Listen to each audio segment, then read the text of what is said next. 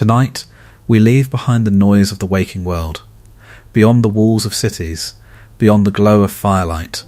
Where dawn has not yet touched the horizon, we enter a world of golden silence, a world where music echoes through sacred temples, where prophecy rises in whispers, and where the first light of morning touches the earth. It is here, in the stillness before sunrise, that a god walks in radiant light. Tonight, this is the story of Apollo, the god of music, prophecy, and the sun. If this kind of storytelling brings you inner peace, feel free to like the video and subscribe, but only if it truly brings you peace. And let me know in the comments, where in the world are you listening from? And what time it is for you right now. It's always strangely comforting to know who else is out there closing their eyes to the same story. So settle in, let the world grow quiet, and let's dream together for a while. Before Apollo ever touched the strings of a lyre, before his arrows carried plague or mercy, before kings climbed sacred mountains trembling at the sound of prophecy, there was only war. Not the war of mortal kingdoms, where men chased glory beneath banners that would one day rot in the earth. This war belonged to the first age of existence, an age when the world was still unfinished, when mountains were young, when oceans had not yet learned stillness, when the sky hung over creation like an endless question. The first rulers of existence were the Titans. They were not graceful gods of poetry and temples. They were vast and ancient forces that felt closer to nature itself. They moved like earthquakes. They carried the silence of deep oceans. They possessed the patience of stone. Their father was the sky. Their mother was the earth. And from their union came beings of immense power, beautiful, terrible, and ancient beyond imagination. Among them rose Cronus. He was ambitious, patient, and ruthless. With a blade of stone placed in his hands by his mother, he struck down his father and separated heaven from earth. And so one of mythology's oldest patterns was born, a son overthrowing a father. Power replacing power. The Greeks understood this pattern well. They saw history as a cycle of succession. Even the gods were not free from fear. Cronus ruled the cosmos in what poets later called a golden age. But golden ages often appear softer when viewed from centuries away. His reign possessed abundance, yet lacked refinement. The world was powerful, but crude. There were no marble temples glowing beneath dawn. No sacred songs measured with divine precision. No healing sanctuaries where suffering could be purified.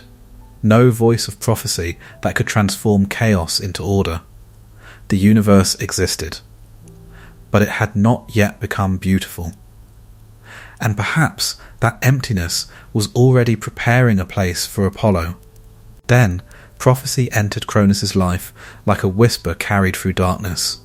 He was told that one of his own children would overthrow him. Fear consumed him. And fear often makes tyrants monstrous. Each time his wife Rhea gave birth, Cronus swallowed the child. One after another, his own children vanished into darkness, a father devouring his future. The image haunted Greek imagination for centuries because it revealed a terrible truth. Power often fears what comes after it. Rhea could endure no more. When her final child was born, she hid him. On a distant island, inside a cave wrapped in mountain shadow, the infant Zeus was raised in secret. Warriors clashed their shields to hide his cries. Nymphs guarded him. The future grew quietly in darkness. When Zeus became a man, he returned, not as a son seeking forgiveness, but as destiny. He forced Cronus to release his swallowed children. His brothers and sisters emerged into the light. And then began the Great War. The Titanomachy, 10 years of divine violence. Imagine mountains collapsing into fire. Imagine seas rising in fury. Imagine the sky torn open by storms that lasted for years. The old gods fought to preserve ancient dominance. The younger gods fought for a world they had not yet built. Zeus gathered allies from forgotten depths. Ancient beings imprisoned by Cronus were released. Their strength shifted the balance of existence. The war ended with thunder. The Titans fell. They were cast into the deep abyss beneath the world. And Zeus rose as king of heaven. From that victory emerged a new divine order. The Greeks believed this myth reflected something larger than theology. It mirrored civilization itself, the movement from chaos toward structure, from violence toward law, from raw force toward measured beauty. Upon Olympus, the gods built their eternal court. Golden halls. Perfect thrones. Sacred hierarchy. The universe finally seemed stable. Yet something remained incomplete. Zeus ruled through thunder. The sea had its king. The underworld had its ruler. But the cosmos still lacked a god of pure clarity. A god who could embody reason. A god who could transform music into mathematics. A god who could reveal truth with unbearable light. A god who could heal. A god who could prophesize. A god whose beauty would inspire worship and distance. The world had won order, but it had not yet found perfection. Like marble waiting for the sculptor, like silence waiting for music, like dawn waiting for the first appearance of the sun. And somewhere beyond Olympus, beyond fate, beyond the jealous hearts of gods, Apollo was coming. And his light would illuminate everything, even the things the world wished to keep hidden. After the fall of the Titans, the universe grew quieter. Not peaceful, never truly peaceful, but quieter. The great storms of creation had passed. Mountains no longer shattered beneath divine warfare. The oceans settled into their ancient rhythms. Olympus rose above the world in luminous stillness, its halls filled with immortal beings who believed permanence had finally been achieved. Yet among the gods, peace was often only conflict waiting for a more elegant disguise. At the centre of this new order sat Zeus, king of the heavens, bearer of thunder, guardian of divine law. And yet, for all his power, Zeus remained deeply vulnerable to beauty. This weakness would alter the course of myth again and again. He saw beauty not as mortals did, not merely in faces or forms, but in presence. And one day, his attention turned toward Leto. She moved through Olympus with unusual quietness. She was a daughter of the old Titan generation, born from an older world, yet untouched by its brutality. There was something restrained about her. While other gods announced themselves through spectacle, Leto seemed wrapped in stillness. She possessed the calm of moonlit water, the patience of distant mountains, the dignity of someone who understood how fragile peace truly was. Ancient poets often described her beauty softly. She was not the kind of beauty that entered a room like fire. She resembled first light touching stone, gentle, measured, almost sacred. And Zeus, who had conquered storms and dethroned his father, found himself undone by quiet radiance. Their union unfolded in secrecy. In hidden valleys, in forests where sunlight moved slowly through olive trees, along shores where waves erased their footprints before dawn. The Greeks rarely romanticized Zeus. They understood his appetites often brought destruction. But in the story of Leto, there lingers a strange softness, less conquest, more inevitability. As though two cosmic forces briefly met in a moment of fragile tenderness, and from that union, destiny began to breathe. Leto became pregnant. Within her grew twins, children unlike any the world had known. One would embody the wild silver independence of moonlight. The other would become the unbearable precision of the sun. Together, they would reshape divine power. But Olympus was never free from jealousy. And no force in Greek mythology was more relentless than Hera's wounded pride. Hera had already endured countless betrayals. She was queen of heaven, goddess of marriage, protector of sacred vows. Yet she was repeatedly humiliated by the very husband who represented divine authority. Her anger towards Zeus often found easier targets: the women, the children, those unable to strike back. When Hera learned of Leto's pregnancy, her rage spread through Olympus like gathering thunder. But unlike Zeus, Hera's vengeance was rarely impulsive. It was patient, precise, cold. She would not kill Leto, that would be too merciful. Instead, she chose suffering stretched across time. She cursed every land beneath the sun. No island, no kingdom, no shore, no piece of earth was permitted to offer Leto refuge for childbirth. The decree moved across the world like invisible chains. And suddenly, Leto became a wanderer. Pregnant, exhausted, hunted. She crossed forests where even trees seemed unwilling to shelter her. She approached cities whose gates shut at her arrival. She wandered coastlines where fishermen lowered their eyes in fear of offending Hera. Even rivers seemed to retreat from her footsteps. This image deeply moved ancient audiences, a divine mother carrying future brilliance while the world rejected her. There is something profoundly human in her exile. Great destinies often begin in loneliness. The child who would one day become the god of prophecy began life surrounded by uncertainty. The future god of healing entered existence through prolonged suffering. The future symbol of order was conceived amid emotional chaos. This contradiction would define Apollo forever. He would spend eternity creating harmony because his own origins were marked by instability. He would seek perfection because his first inheritance was disorder, and perhaps this explains the hidden melancholy within his beauty. Perfection is often born from what once felt unbearable. As Leto wandered beneath burning skies, the world held its breath.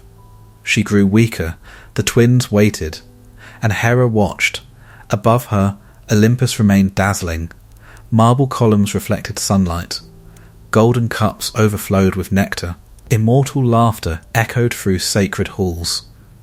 And far below that divine perfection, a lonely mother walked across a world that refused to let her rest. She carried light within her, but for now she moved through shadow. And the place where Apollo would be born had not yet agreed to exist.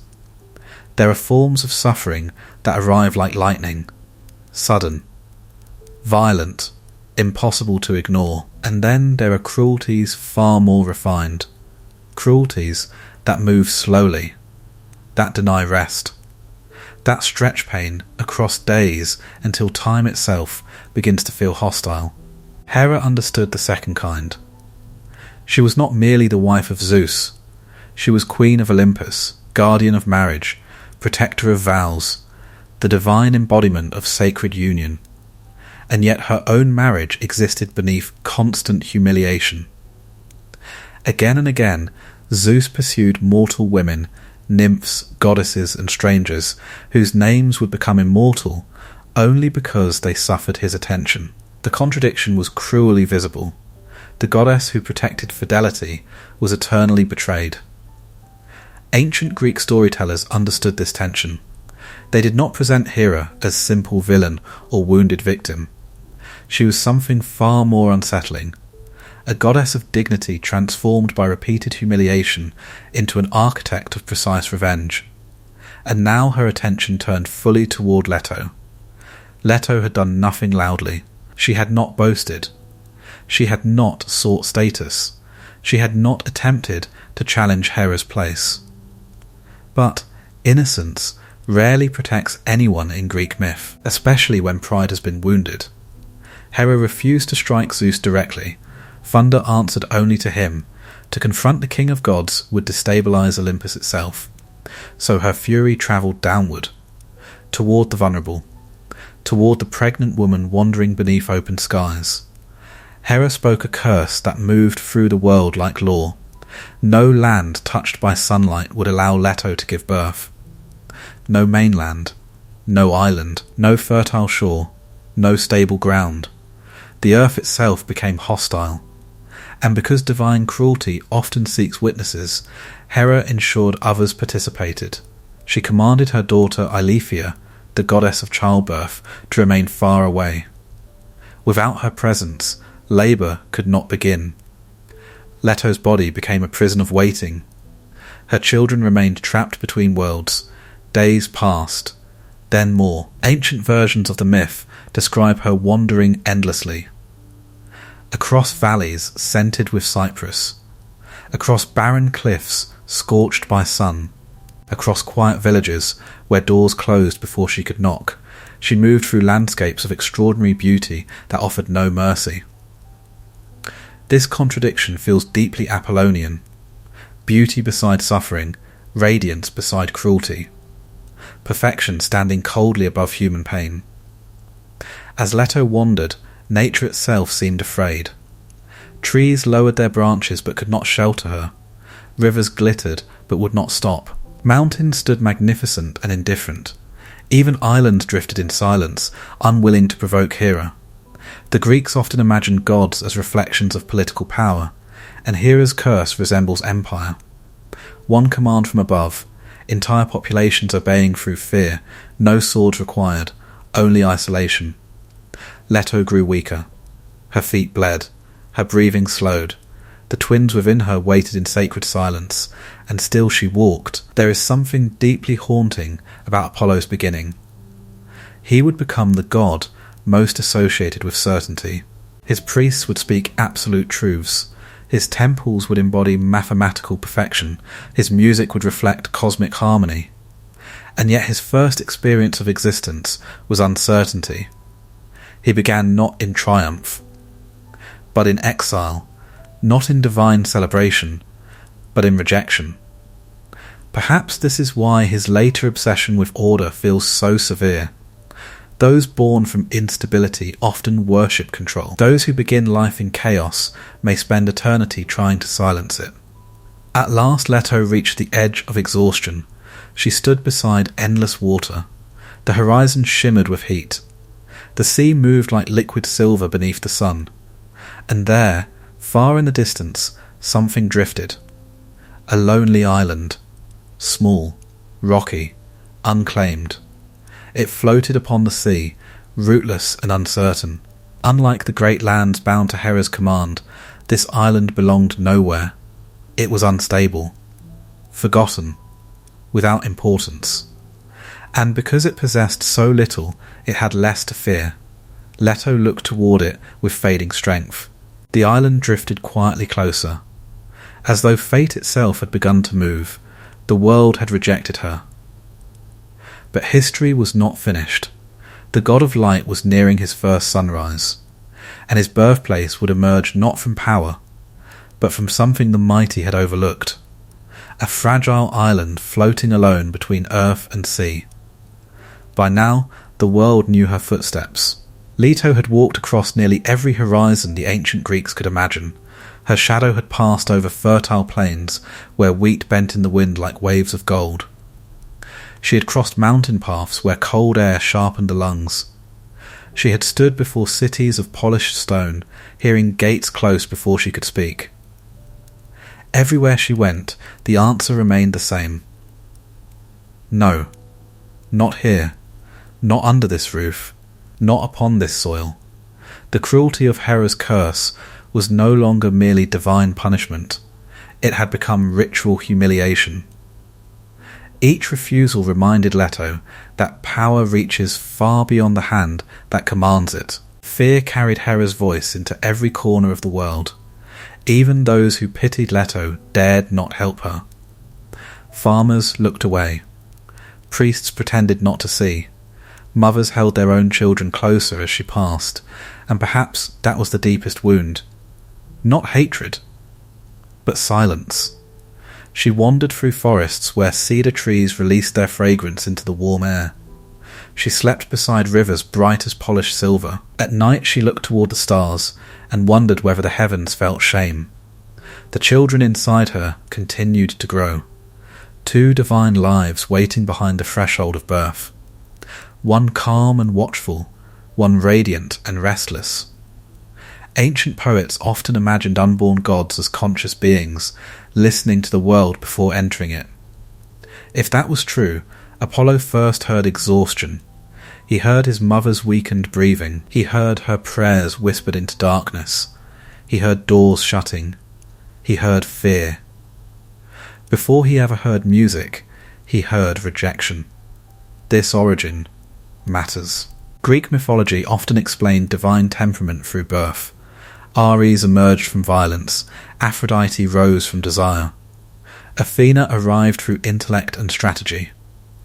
Apollo entered existence through displacement. He would spend eternity creating sacred spaces because his own mother had been denied one. He would build temples where people sought certainty because his own beginning knew none. At last Leto reached a vast shoreline where sea and sky seemed to dissolve into one another. The afternoon sun turned the water into molten gold. Seabirds circled overhead. Waves rose and collapsed with patient rhythm.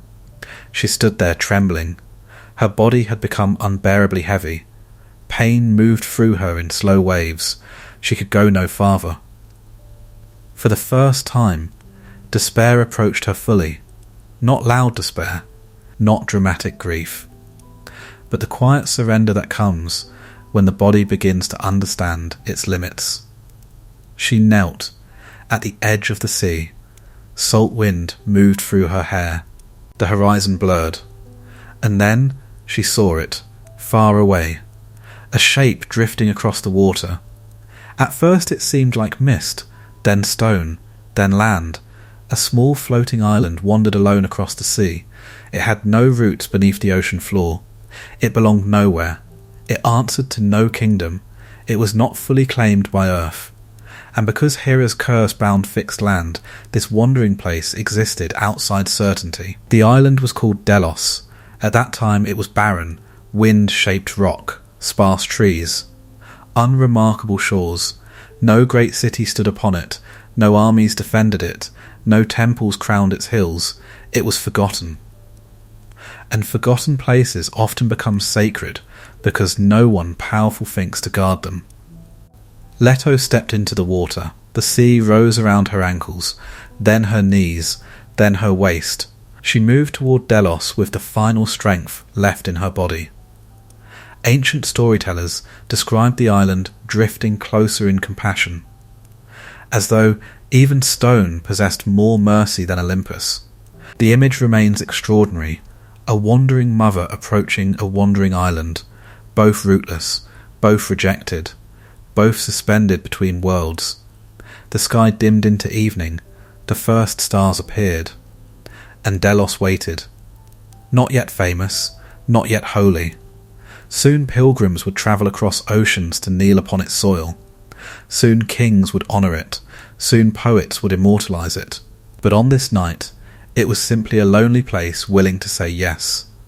And sometimes history changes because one forgotten thing offers refuge when all others refuse. Before Delos became holy, it was almost invisible. Sailors passed it without ceremony. Kings ignored it. Poets rarely sang of it. It was a small wandering island drifting across the Aegean Sea, untethered to the ocean floor, moving with tides and divine winds like a fragment of forgotten earth. It possessed none of the grandeur admired by the ancient world. There were no towering palaces, no fertile valleys, no fortified walls, no great ports crowded with merchants, only rock, salt, wind and silence. It existed in uncertainty, and uncertainty frightened both gods and mortals. Ancient civilizations worshipped permanence. They built monuments to resist time. They carved laws into stone. They raised temples meant to outlive generations. Delos offered none of that confidence. It drifted. It could not promise stability. It belonged nowhere. Yet mythology repeatedly returns to an unusual truth. The forgotten places of the world often become sacred. A cave shelters an infant destined for kingship. A desert births revelation. A prison creates philosophers. An abandoned island prepares for divinity. And now Delos waited for a mother rejected by the world. When Leto appeared on the horizon, she looked less like a goddess and more like exhaustion made visible, her body bent beneath pain. Her feet were wounded from endless travel. Her breathing came in fragile rhythms. The twins within her pressed against the boundaries of birth. For days she had wandered from shore to shore. Every land had refused her. Every city feared Hera. Every stable kingdom valued safety over compassion. Now she approached a place that possessed nothing worth protecting. Perhaps that is why Delos was capable of mercy. Ancient poets imagined the island observing her approach. The sea quieted. Winds softened. Waves lowered themselves against the shore. Even nature seemed to understand that history was nearing a sacred threshold. But Delos hesitated. To help Leto meant risking Hera's wrath. Even forgotten islands understood the danger of offending Olympus. According to ancient hymns, Delos spoke. It feared becoming cursed. It feared destruction. It feared being shattered by divine anger. Yet it also recognized the greatness waiting within Leto, and so it asked for one promise. If Apollo were born there, he must honor Delos forever. He must make the island sacred. He must ensure that pilgrims would one day cross vast seas to speak its name. He must transform forgotten stone into eternal memory. Leto agreed. She promised future glory in exchange for present mercy. It was one of mythology's quietest bargains. No thunder, no war, no violence, only desperation meeting compassion. And that fragile agreement changed history. From Olympus, Zeus watched. For all his failures as husband, he understood destiny when it approached. Golden chains descended from heaven. They wrapped around Delos. The wandering island was anchored to the floor of the sea. For the first time in its existence, Delos became still. Its drifting ended. Its sacred purpose began. The symbolism is almost too perfect. Apollo, the future god of symmetry, law, music, medicine, and reason, could only be born after chaos itself was restrained. Even his birthplace required order before he could arrive. As evening descended, Delos became luminous. The sea reflected fading gold. The sky softened into violet. Stars emerged slowly above darkening waters. Leto rested beneath a palm tree near Mount Cymphus. The air smelled of salt, fig leaves, and wild herbs. Around her gathered sympathetic goddesses, whispering nymphs, silent attendants, the patient rhythm of waves. And then labour began. But Hera had prepared one final cruelty. She had hidden Eileithyia, the goddess of childbirth, far from Delos. Without her presence, birth could not be completed, and so Leto suffered, hour after hour, then day after day. Ancient versions say 9 days and 9 nights.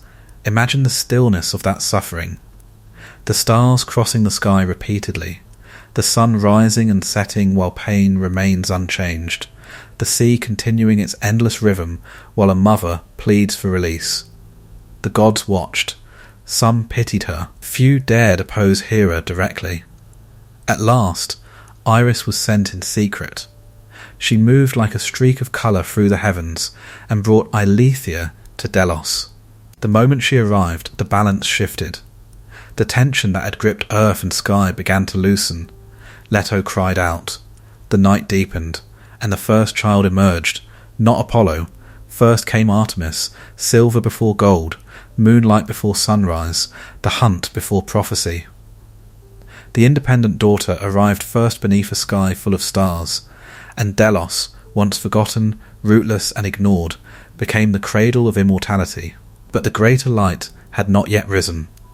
The island remained awake. The sea remained still. The heavens waited. Apollo was near, and dawn itself seemed to pause before his arrival. Night settled over Delos with extraordinary calm. The island that had spent centuries drifting through uncertain waters now rested in complete stillness, anchored beneath the stars, as though the universe itself had paused to witness what was about to occur. The sea moved in slow silver breaths against the shore. The wind softened. Even the birds had gone silent. Above the island, the heavens stretched endlessly, cold, luminous, and watchful. And beneath a sacred palm tree, Leto continued to suffer. Her labour had become legendary before it had even ended. For 9 days and 9 nights she had endured waves of pain that rose and fell like storms trapped inside the body. Time had begun to lose meaning.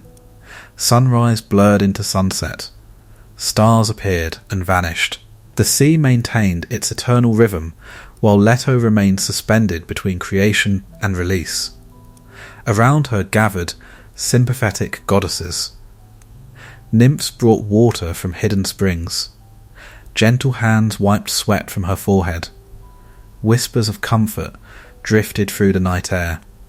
Yet no one could fully relieve what Hera had engineered. The goddess of childbirth remained absent, and without her presence, birth itself seemed trapped. This was Hera's final cruelty. Not death. Delay. The stretching of pain until endurance became sacred. Greek mythology often presents suffering as transformation. Heroes are forged through trials, cities rise after catastrophe, and gods themselves emerge through struggle. Apollo, who would later become associated with harmony and divine order, was being preceded by extraordinary chaos. But first another destiny would arrive. At last Iris crossed the heavens in secret. Moving like a streak of colour through moonlight, she found Eileithyia and brought her to Delos. The moment the goddess of childbirth stepped onto the island, everything changed. The invisible tension surrounding Leto dissolved. The air grew lighter, the earth seemed to exhale, and Leto cried out into the night. Then Artemis was born. The moment was described in ancient hymns with remarkable tenderness. There was no thunder from Olympus, no violent shaking of the earth, no declarations from the heavens, only breath, pain. Then, release. Then, silence. And within that silence, a child. Artemis entered the world before dawn, before sunlight, before prophecy, before music. Moonlight came first. The Greeks found deep symbolism in this sequence. Before Apollo's clarity came Artemis's mystery. Before civilization came wilderness. Before structured song came silence. Before law came instinct. She emerged radiant but calm, not fragile, not helpless. Ancient storytellers often described her as strangely self-possessed from the beginning. Some claimed she stood quickly. Others said she spoke. Myth exaggerates not to deceive, but to reveal meaning. And the meaning was clear. Artemis belonged to no one. She would become goddess of the hunt, protector of forests untouched by cities, guardian of wild animals, watcher of young girls, mistress of moonlit landscapes where civilization seemed distant and unnecessary. She would run through mountains with immortal precision. She would reject marriage, reject possession, reject softness expected of women in the ancient world. She became freedom wrapped in silver light, and yet her first moments were marked by compassion. According to later traditions, Artemis immediately helped her exhausted mother deliver Apollo. The image feels impossible, a newborn assisting in childbirth, but myth rarely obeys realism, it obeys symbolism. Artemis enters existence already capable of easing suffering, already independent, already powerful. This story later shaped her worship. Women prayed to Artemis during childbirth, despite her eternal virginity. She understood pain because she witnessed it at the beginning of her own existence. As Leto held her daughter beneath the night sky, Delos became sacred in a deeper way. The sea reflected moonlight like polished silver. The palm leaves whispered softly. Mount Cynthus stood in silent shadow. For one brief moment, peace touched the island. Leto looked at Artemis. The first child. The first victory. Proof that suffering had not been endless. But her labour was not complete. Another child remained. And this child carried a different weight. Even the gods seemed aware of it. The horizon began to pale. Darkness thinned in the east. Night slowly surrendered. Artemis, child of moonlight, had arrived beneath the stars. Now the world waited for a brighter force. A god whose light would reveal truth. A god whose perfection would inspire awe and fear. A god who would make beauty feel almost unbearable. The moon had risen first, and now dawn prepared itself for Apollo. Night was ending. Not suddenly, not dramatically, but with the slow surrender that belongs only to dawn. Above Delos, the stars began to fade, one by one, dissolving into a sky washed in pale silver. The sea remained impossibly calm, reflecting the final fragments of moonlight like polished metal. The winds had quieted. Even the birds remained silent in the trees.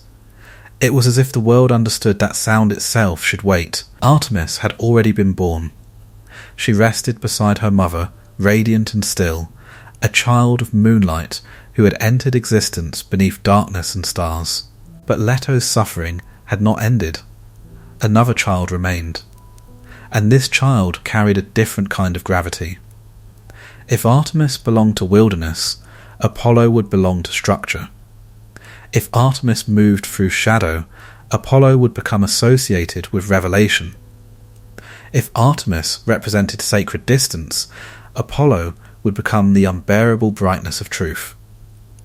Leto's body trembled with exhaustion. Her strength had nearly vanished. She had wandered the world. She had endured rejection. She had survived Hera's cruelty. She had already given birth once, and now she stood at the edge of complete surrender. Around her, the goddesses remained watchful. The sea whispered against stone. The horizon brightened. And then the final labour began. Ancient hymns describe Apollo's birth as a cosmic event, not because mountains shattered, not because thunder split the sky, but because everything became luminous. The island of Delos seemed to glow.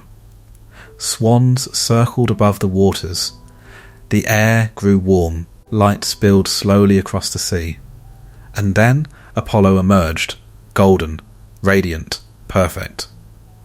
The stories often describe him as beautiful from the very beginning, not beautiful in the softness of infancy, but beautiful in the terrifying way symmetry can feel divine, as though nature itself had suddenly become mathematically precise. His first breath entered a world already waiting for him, and the world responded. The island burst into bloom. Flowers opened across barren stone. Birds began to sing. The sea glittered brighter. Delos transformed from forgotten refuge into sacred geography. Ancient Greeks later travelled vast distances to worship where he had first opened his eyes. Kings sent offerings. Pilgrims crossed dangerous waters. Entire festivals emerged in his honour. Because the birthplace of light became holy, yet Apollo's birth carries an unusual contradiction.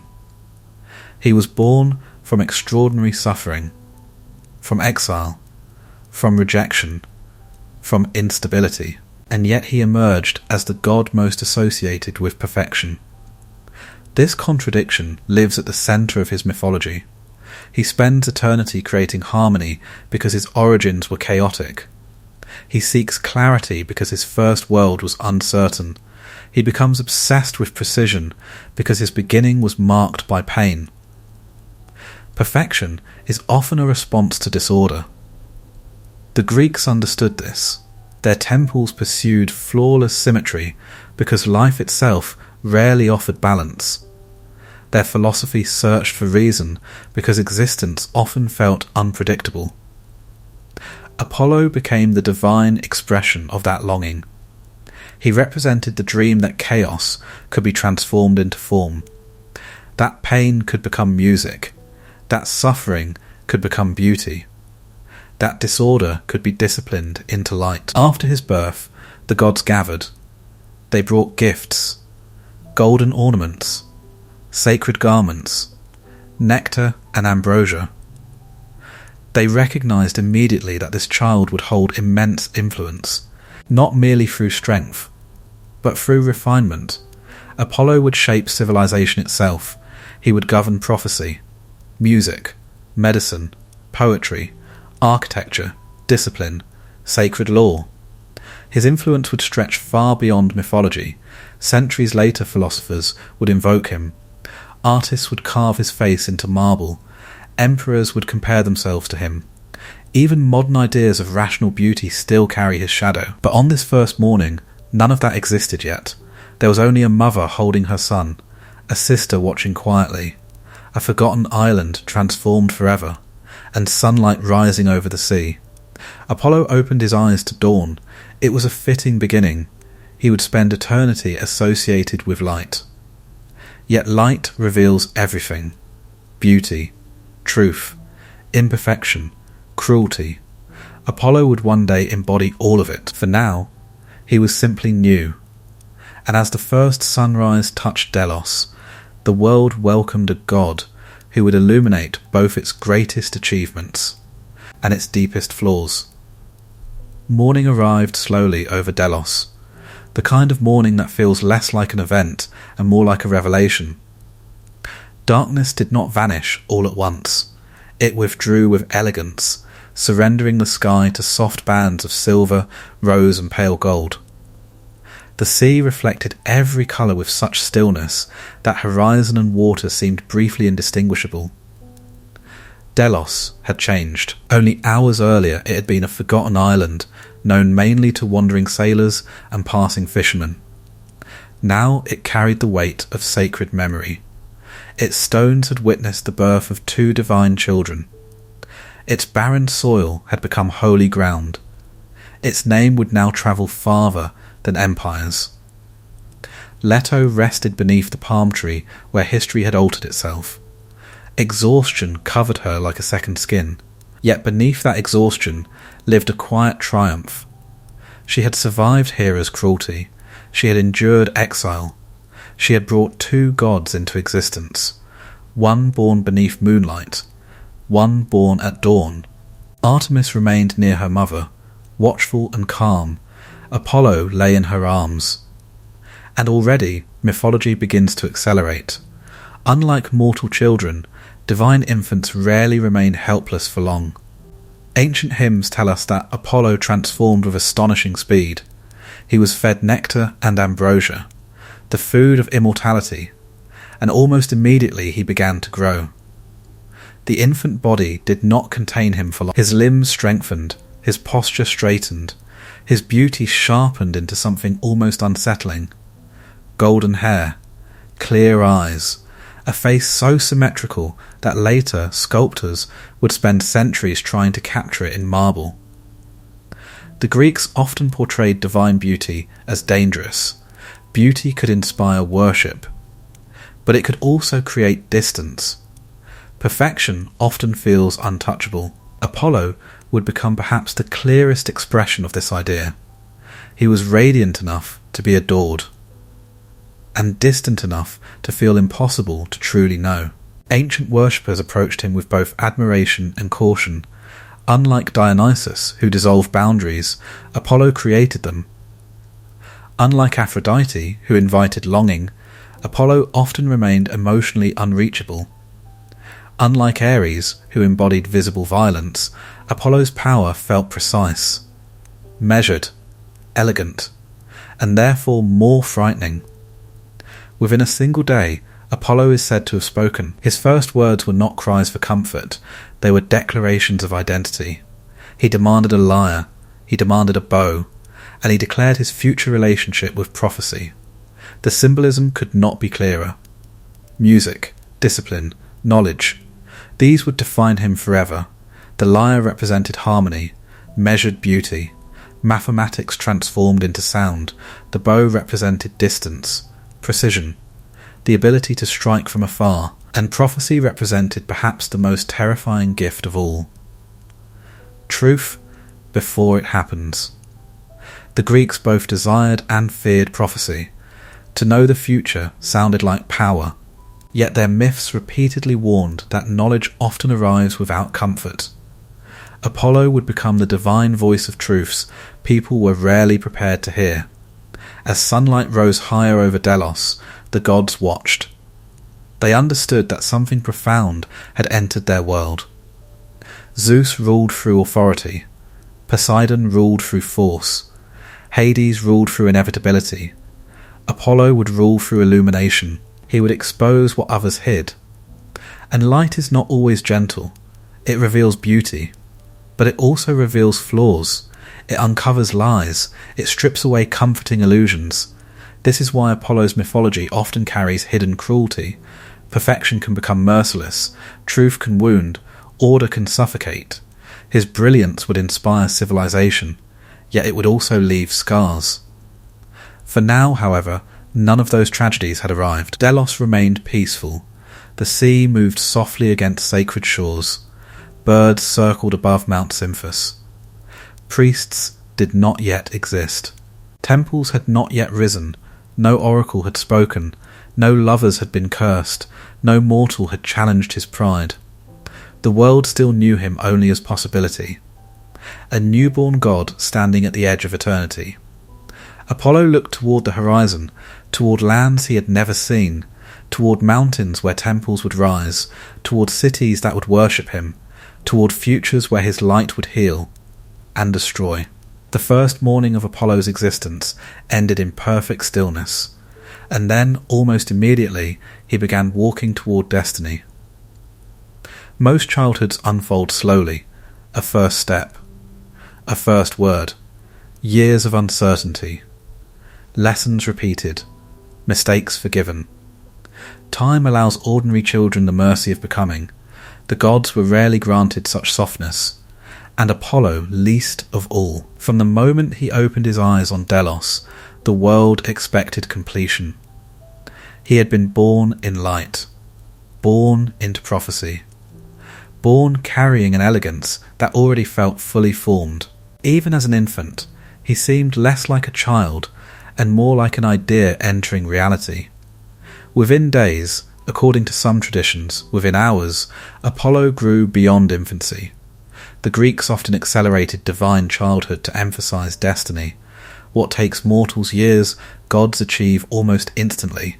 But Apollo's rapid growth feels especially symbolic. He represented precision. Precision rarely appears immature. He stood tall while Delos still glowed with the memory of his birth.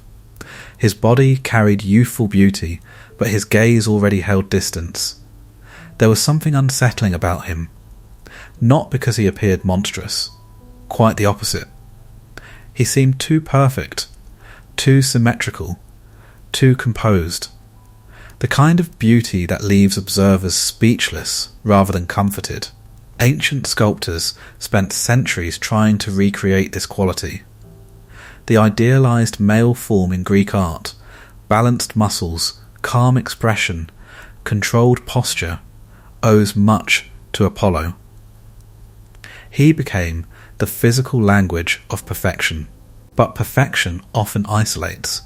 The flawless are admired from afar, rarely embraced. Apollo's childhood unfolded beneath extraordinary expectation. He was educated among gods. The muses surrounded him. Their voices filled sacred spaces with songs of memory, poetry, and intellectual beauty. From them he learned rhythm, harmony, the invisible mathematics hidden within music. To the Greeks, music was never mere entertainment. It reflected cosmic order. Properly tuned notes mirrored the balance of the universe itself. Apollo understood this instinctively. When he touched the lyre, sound seemed purified. Chaos arranged itself into structure. Emotion became proportion. Grief transformed into melody, yet he also trained in violence. This contradiction remained central to his identity. The same god who mastered poetry also mastered the bow. He learned archery with terrifying speed, each movement precise, each strike deliberate, no wasted effort, no reckless anger. Unlike Ares, whose violence was loud and impulsive, Apollo's aggression resembled surgery. Clean, distant, final. This would later make him one of mythology's most quietly frightening figures. He could kill without losing composure. He could punish while appearing beautiful. He could destroy from extraordinary distance. Even as a child, he spent long hours in solitude. He wandered mountain ridges. He listened to wind moving through pine forests. He watched sunlight transform stone throughout the day. These moments feel deeply important. Apollo was becoming the god of observation. Truth requires patience. Prophecy demands stillness. One must learn to listen before speaking for fate. Ancient philosophers later connected Apollo to self-mastery. His famous temple inscription would eventually command visitors, "Know thyself." The phrase reflected a civilization increasingly fascinated by discipline. Measure your desires, control your impulses, avoid excess. Apollo became the divine face of restraint. But restraint often hides pressure. Perfection creates impossible standards. Even in youth, Apollo seemed burdened by what he represented. He could not be chaotic. He could not be foolish. He could not fail publicly. He was expected to embody ideal form. And ideals are often lonely companions. His twin sister Artemis remained his closest equal, yet even their bond reflected distance. She preferred forests. He preferred sanctuaries. She belonged to moonlit wilderness. He belonged to measured daylight. Together they reflected balance. But they rarely occupied the same emotional world. And then, as Apollo matured, one question began to follow him. Where would his voice speak? Where would prophecy live? A god of light needed a sacred centre, a place where truth could emerge from shadow. A mountain waited, a serpent guarded it, and Apollo's childhood was about to end. The world had admired his beauty long enough. Soon it would witness his first act of divine violence, and perfection would reveal its fangs. There comes a moment in nearly every god story when potential must become action. A moment when beauty must prove it possesses force. A moment when divine identity hardens into destiny. For Apollo, that moment arrived while he was still impossibly young. He had mastered music. He had mastered the bow. He had learned silence. He had grown into a figure of astonishing radiance. But brilliance alone does not secure power in Greek mythology. One must claim territory. One must confront what came before. And somewhere far from Delos, high upon the slopes of Mount Parnassus, an ancient darkness waited. At Delphi there stood a sacred site, older than Apollo. Older, perhaps, than Olympus itself. The Greeks believed certain places held spiritual gravity long before temples were built upon them. Caves, springs, mountaintops, places where the boundary between mortal life and divine presence felt dangerously thin. Delphi was one of these places. At its centre rested a deep fissure in the earth. Vapours rose from it. Priests later claimed those vapours carried visions. The land itself seemed to breathe secrets. Long before Apollo arrived, this sacred place belonged to older powers, to Gaia, to ancient earth forces, and guarding it was a monstrous serpent known as Python. The creature embodied something primordial. It was not simply an animal, it represented the ancient chaos Apollo's generation of gods sought to control. Serpents often carried complex symbolism in Greek thought. They represented healing, rebirth, hidden wisdom, but also danger, primitive fear, the unknown beneath civilization. Python belonged to the old world, a world of earth gods, dark caves, instinct and prophecy untouched by Olympian order. Some traditions say Python once hunted Leto during her pregnancy, sent by Hera to torment her. Others describe the serpent simply as guardian of an older sacred order. Either way, Apollo approached with purpose. He climbed Mount Parnassus beneath sharp sunlight. The air grew colder as he rose. Pine forests whispered below him. Stone cliffs reflected harsh light. The world felt stripped down to essentials: rock, wind, sky, and waiting darkness. Apollo carried his silver bow, a gift of divine craftsmanship, beautiful enough to be displayed in a temple, deadly enough to erase bloodlines. This contradiction followed him always, the perfection of art beside the precision of violence. When he reached Delphi, he found Python coiled near the sacred chasm. Ancient, massive. Its scales reflected little light, its body moved like living shadow across stone. The serpent belonged there, Apollo did not, and that fact gives the story its deep attention. Apollo is often framed as heroic, but this myth can also be read as conquest, a younger god arriving to seize an older sacred space, Olympian order replacing ancient earth worship. History often disguises takeover as destiny. The Greeks themselves may have understood this. Religious transitions are rarely clean. They are written later by the victors. The battle began. Python struck with primal violence. Its body shattered stone. Its jaws opened wide enough to swallow certainty.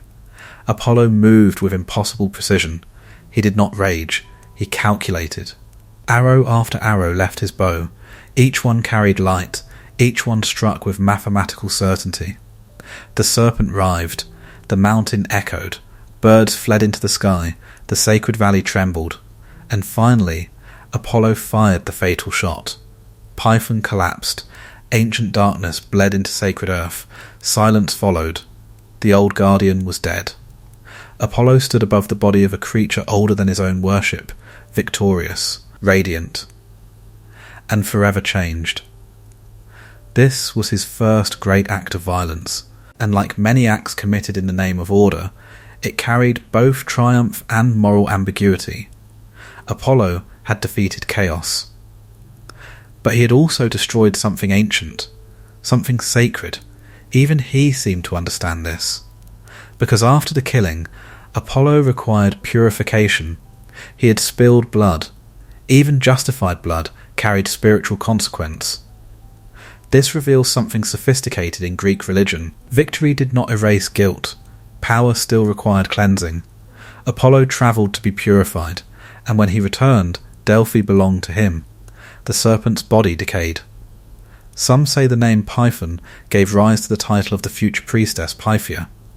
Even in defeat, the old world remained buried inside the new. That feels profoundly true to history. Civilizations rarely erase what came before. They build temples on older ruins. They rename ancient gods. They inherit what they claim to replace. Apollo stood on the mountain as sunlight poured across stone. Below him lay Greece. Waiting, soon kings would climb these slopes seeking answers. Soon priests would inhale sacred vapours. Soon prophecy would reshape empires. But first, there was only silence, a dead serpent, a young god breathing mountain air, and the unsettling realization that light had learned how to kill. When the serpent died, the mountain did not celebrate. There was no thunder of approval from Olympus, no chorus of divine voices declaring Apollo victorious, only silence, a vast unsettling silence that settled over Mount Parnassus like falling ash. The body of Python lay across the stones, immense and motionless. Its blood darkened the sacred ground. The air smelled of pine, dust, and something ancient leaving the world. Apollo stood above the creature, with his bow still in hand. Golden, breathing steadily, untouched in appearance. Yet something irreversible had happened. This was not merely a monster slain. This was a transfer of sacred authority. And transfers of power are rarely as clean as myths pretend. Long before Apollo arrived, Delphi had belonged to older forces, before Olympian order, before marble temples, before philosophers carved wisdom into stone. The site was deeply connected to Gaia, the ancient earth, to primordial religion rooted in caves, soil, fertility, and mystery. The Greeks often built newer systems on top of older ones. Religious transitions were not erasures, they were absorptions. A new god arrives, an older god is reinterpreted, the sacred place remains. Apollo understood this instinctively. He did not destroy Delphi, he claimed it. That distinction matters. He walked toward the sacred fissure where vapours rose from the earth, thin streams of mist curled upward like whispers escaping underground chambers. The air felt strange there, heavy, electric, ancient. Even Apollo, god of light and reason, approached with caution. Because Delphi represented something he could not fully control. Truth, and truth often rises from dark places. This is one of Apollo's deepest contradictions. He became associated with clarity, yet his greatest prophetic power emerged from shadow, from a crack in the earth, from fumes, from altered consciousness, from mystery. The Greeks never fully separated reason from ritual. Their greatest oracle existed at the intersection of both. Apollo descended into the sacred chamber. Ancient stories grow quieter here, less certain, perhaps intentionally. Some mysteries were not meant to be described too clearly. When he emerged, Delphi belonged to him. But ownership required ritual. Sacred authority needed visible symbols. Apollo began reshaping the mountain. Paths were cleared, altars were raised, sacred law was established, priests were chosen.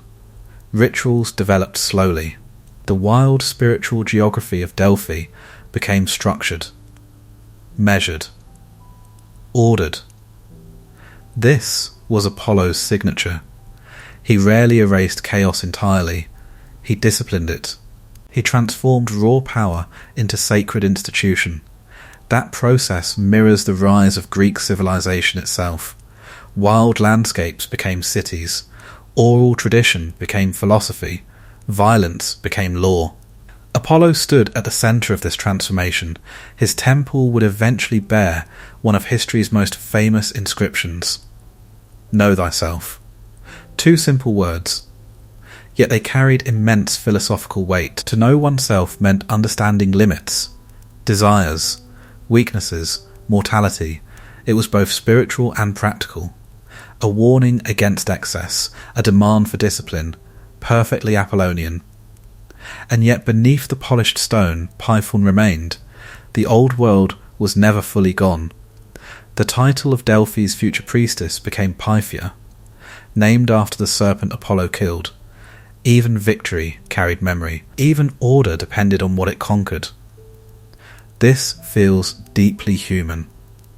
Civilizations rename what they absorb. Empires build monuments over older shrines. History often speaks in polished voices while standing on buried bones. Soon travellers began arriving. First shepherds, then villagers, then rulers. They climbed steep mountain paths, seeking what every civilization eventually seeks. Certainty. Should we go to war? Will the harvest survive? Who should rule? Can disaster be avoided? Apollo's mountain became a destination for fear. Mortals brought anxiety. Apollo offered truth. But truth rarely arrived gently.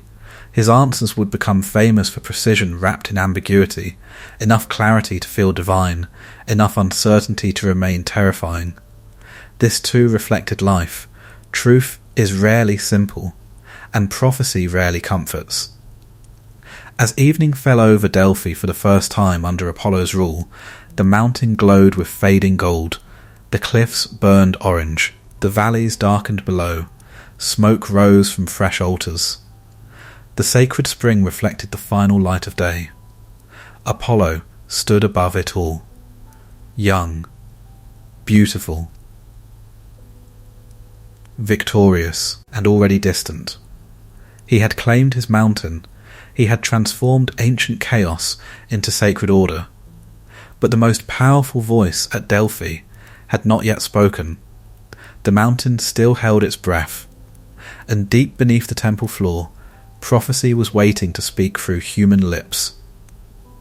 A mountain can keep secrets for centuries. Wind may carve its surface. Rain may wear down its stone. Empires may rise and collapse far below its slopes, and still certain places remain patient, waiting. Delphi had always been such a place. Long before Apollo claimed it, shepherds spoke of strange sensations near its cliffs. Animals wandered too close to certain cracks in the earth and began behaving strangely. Goats trembled. Birds scattered. Some claimed they heard whispers carried upward through the stone. Others described dreams so vivid they felt like memories from the future. Whether these stories were literal truths or sacred inventions mattered very little. Ancient people often explained mystery through myth because mystery demanded language, and Delphi overflowed with mystery. After Apollo claimed the mountain, the sacred fissure remained. The vapours still rose. The earth still breathed. The difference now was structure. Order. Apollo transformed raw spiritual force into ritual, and ritual became institution. At first, prophecy may have been informal. A shepherd, a priest, a wandering mystic. But eventually Delphi required a permanent voice, a human vessel through whom Apollo could speak. And so the oracle was born. She would become known as the Pythia. The title carried memory of Python. Even Apollo's triumph remained haunted by what came before. The woman chosen for this role entered a life unlike any other. She was often older, removed from ordinary domestic life, set apart from the rhythms of marriage, labour and motherhood that defined most women in ancient Greece. When she entered the temple, she stepped into a space where identity dissolved. She no longer spoke as herself. She became an instrument, a voice suspended between human limitation and divine force. On appointed days, pilgrims climbed the mountain. The journey itself was intentional. Truth required effort. Kings, generals, merchants, farmers, philosophers, all walked the same winding path. All carried uncertainty. At the entrance to Apollo's sanctuary stood inscriptions, "Know thyself, nothing in excess." These were not decorative phrases, they were warnings.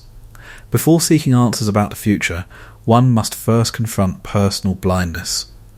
Many ignored this lesson. History repeatedly proves how rarely people desire truth. Most desire validation. Inside the temple, rituals unfolded with precise choreography. Purification in sacred waters. Offerings placed upon altars. Questions carefully prepared. Then, the Pythia descended. She sat above the sacred fissure. Laurel leaves sacred to Apollo surrounded her. The air grew thick. Some ancient writers claimed vapours rose from the earth and altered consciousness. Modern historians continue debating the reality of these fumes, but what mattered most was experience. People believed they stood near divine speech. Belief alone can reshape civilizations. The Pythia entered trance. Her body trembled. Her breathing changed. And then words emerged. Sometimes clear, sometimes fragmented, sometimes poetic, often terrifying. Priests interpreted her responses, and those responses shaped history. Entire wars began because of Delphi. Colonies were founded because of Delphi. Kings delayed invasions. Armies marched. Families made impossible decisions. Apollo's voice moved through human civilization like sunlight through stained glass. Beautiful, distorted, never entirely predictable. One of the most famous examples involved King Croesus of Lydia. He asked whether he should attack Persia. The oracle replied that if he crossed the river, a great empire would fall. He assumed victory. The destroyed empire was his own. This became one of Delphi's defining lessons. Prophecy often reveals exactly what is asked, not what people hope it means. Apollo offered truth without emotional comfort. This reflected his mythology perfectly. He healed, but could also bring plague. He inspired music, but punished artistic pride. He represented beauty, but often remained emotionally cold. His oracle carried the same contradiction: wisdom paired with distance, clarity paired with ambiguity. As centuries passed, Delphi became the spiritual centre of the Greek world. Its treasury buildings overflowed with gifts: gold statues, weapons, jewels, marble monuments. Entire civilizations bent their knees before a mountain. And at the centre of it all sat a woman breathing sacred air, speaking for a god who ruled through revelation. As evening settled over Delphi, torches flickered against marble columns. Pilgrims descended the mountain carrying answers they often did not fully understand, and high above them Apollo remained silent, beautiful, distant, watching mortals struggle beneath truths they had begged to hear. Power often speaks loudly. It arrives in bronze armour, it builds palaces, it raises armies, it carves its victories into stone, so future generations will remember names that once inspired fear. Kings throughout the ancient world believed power could be measured in visible things: land, gold, soldiers, walls. Yet all of that certainty weakened the moment a ruler began climbing the road to Delphi. The journey itself was humbling. A king who commanded thousands would arrive on the same mountain paths used by farmers and grieving mothers. His horses could go only so far. His guards could protect him from assassins, but not from truth. And truth was Apollo's domain. Delphi did not resemble a palace. It sat high upon Mount Parnassus, where cliffs dropped sharply into valleys of olive trees and stone villages.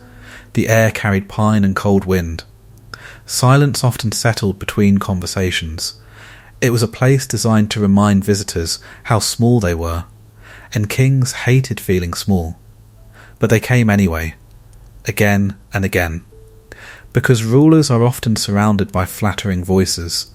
Courtiers protect their own positions. Generals exaggerate confidence. Advisors tell leaders what leaders wish to hear.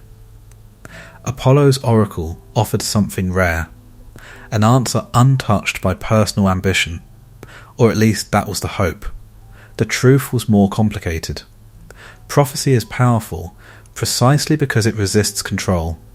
It arrives in symbols, fragments, warnings, double meanings. It reveals enough to disturb certainty while withholding enough to preserve mystery.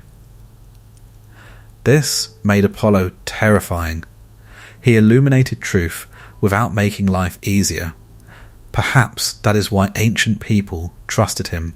Reality itself often feels this way. We are given signs, rarely conclusions. One of the most famous kings to visit Delphi was Croesus of Lydia. His wealth had become legendary. Even today his name survives as shorthand for enormous riches. Gold filled his treasury. His confidence matched his fortune. When he considered war against Persia, he travelled to Delphi seeking divine approval. The oracle responded with chilling precision. If Croesus crossed the river, a great empire would fall. He heard what he wanted: victory, glory, expansion. He crossed. The empire that fell was his own. The story survived because it perfectly captured the danger of prophecy. Apollo may reveal truth. But human pride often translates truth into self-deception, and pride was rarely in short supply among rulers. The Spartans consulted Delphi. The Athenians consulted Delphi. Colonists asked where to build cities. Military leaders asked whether wars would succeed. Families asked about inheritance. Even philosophers listened. Before major decisions, many sought Apollo's voice. This created an extraordinary political reality. A sanctuary without an army influenced empires. A woman seated above a fissure in the earth could redirect history. A god of music and light became one of the ancient world's most feared political forces. Because prophecy threatens the illusion of control, and rulers survive by maintaining illusions. There was another reason kings feared Apollo. He was deeply associated with moral balance. His temple warned against excess. Know thyself, nothing in excess. These phrases were philosophical weapons. They challenged arrogance. They reminded rulers that wealth and conquest had limits. Ancient Greece admired greatness. But it feared hubris even more. Hubris was the belief that one stood above natural law, above moderation, above fate. Apollo repeatedly punished this illusion, not always through arrows, sometimes through knowledge. A ruler who learns the future may discover he is powerless to change it. That can be more frightening than death. Imagine hearing that your child will betray you, that your city will burn, that your victories will create future suffering. Would you want to know? The Greeks wrestled deeply with this question. Their tragedies repeatedly explored whether knowledge is blessing or burden. Apollo stood at the centre of that tension. He represented enlightenment, but enlightenment often wounds before it heals. As night fell over Delphi, kings descended the mountain, carrying prophecies hidden beneath expensive robes. Some looked relieved, some looked haunted, some convinced themselves they understood, many did not. Above them, Apollo remained untouched, golden, silent, perfectly still. He watched rulers spend their lives trying to outmaneuver fate, and like sunlight crossing marble, truth continued revealing exactly what they wished remained hidden. Before Apollo became feared for prophecy, before kings climbed mountains searching for answers, before his arrows carried plague across battlefields, he was listening. To wind moving through olive groves, to water striking stone, to birds greeting the first light of morning, to the quiet mathematical rhythm hidden inside existence. The ancient Greeks believed the universe was not random. Beneath visible chaos existed structure. Planets moved in predictable patterns. Seasons returned with sacred consistency. The human body possessed measurable proportion. Architecture could reflect cosmic balance. And music, perhaps more than anything, revealed this hidden order.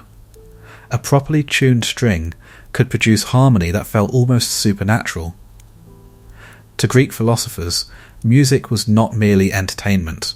It was evidence that reality possessed design. And Apollo became its divine guardian. He was rarely imagined singing wildly. That belonged to Dionysian ritual. Apollo's music was disciplined, precise, measured, beautiful in the same way a perfectly symmetrical temple can feel beautiful. Its emotional power came through restraint. The instrument most closely tied to him was the lyre, delicate in appearance, profound in influence. Its strings could soothe grief, accompany poetry, train discipline, and elevate ritual into sacred experience. When Apollo played, myth tells us nature itself responded. Trees leaned closer, animals grew calm, rivers seemed to slow, even the gods listened. This imagery reflects an ancient belief that harmony could civilize instinct.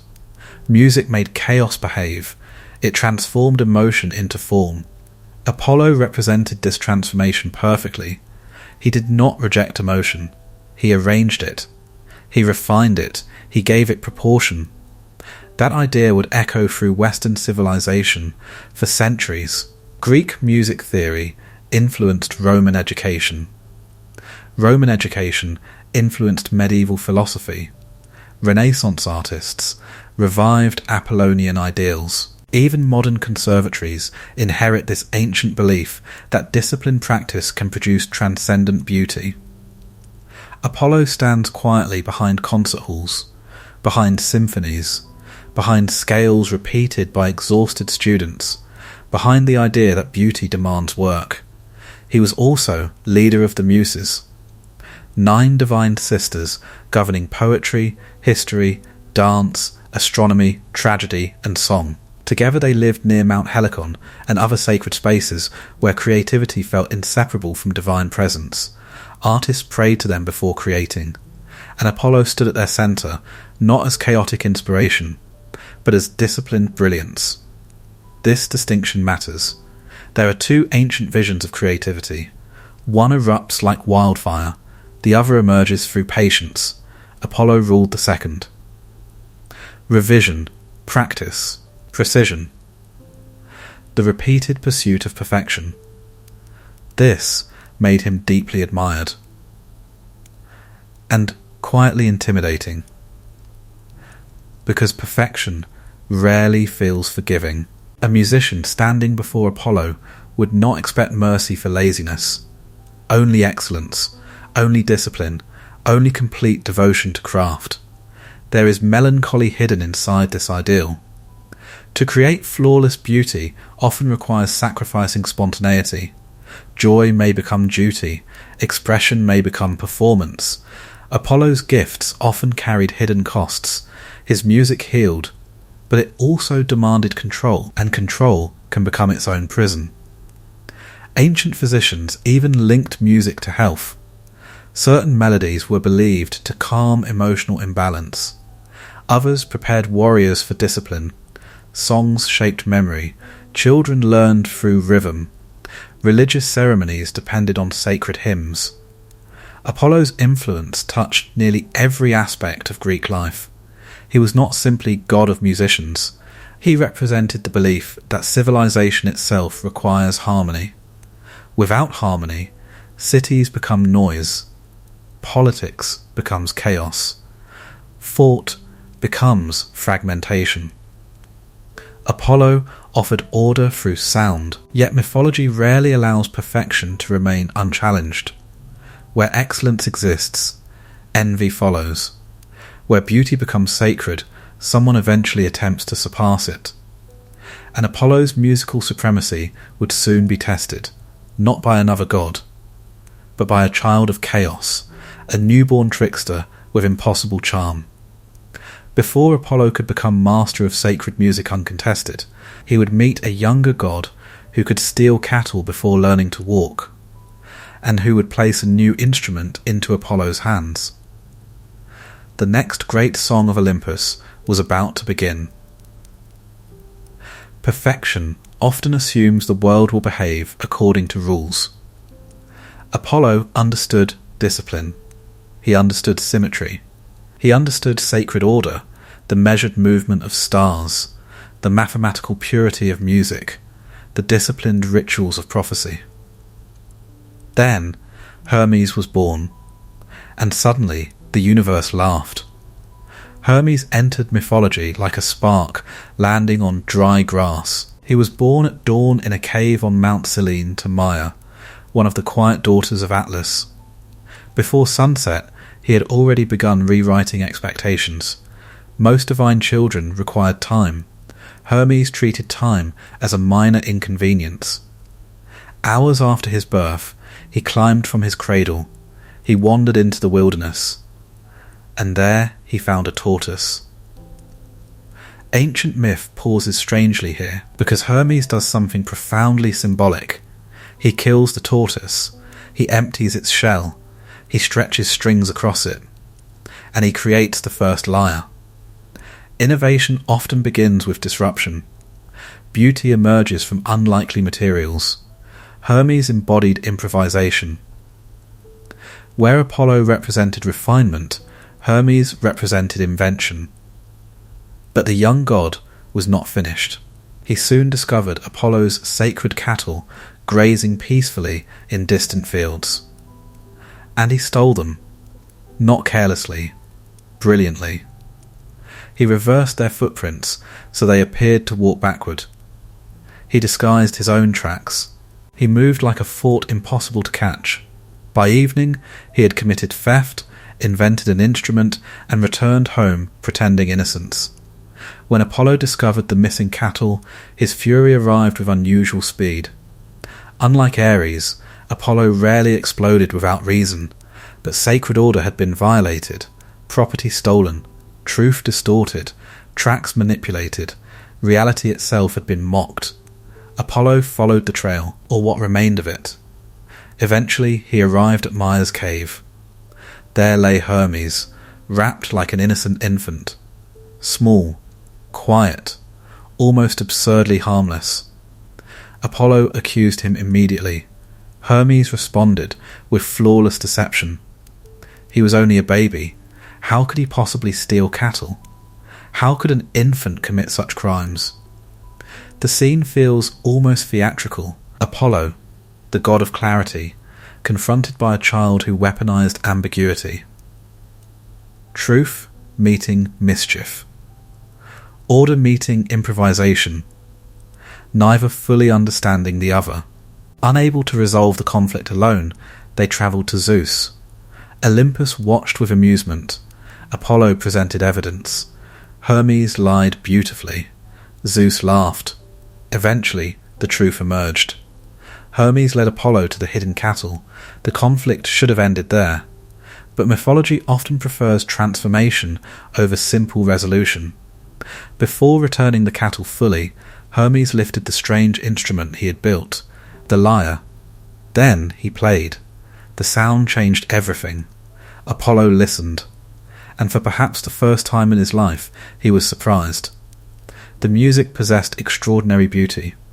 Not disciplined in the way Apollo preferred, not ancient, not ceremonial. It was new, playful, inventive, alive. Apollo recognized genius, and genius often requires humility from those who encounter it. Rather than destroy Hermes, Apollo offered exchange. He would forgive the theft, Hermes would give him the lyre. And so, one of mythology's strangest disputes became a sacred partnership. Apollo received the instrument that would define his artistic identity. Hermes received authority over cattle, trade, travel, trickery, and communication. Two gods who seemed incompatible became necessary opposites. Order and chaos, structure and invention, truth and clever deception. Civilizations need both. Too much Apollo creates rigidity. Too much Hermes creates instability. Greek mythology often understood balance better than later interpretations suggest. Even Apollo required disruption. Even perfection needed surprise.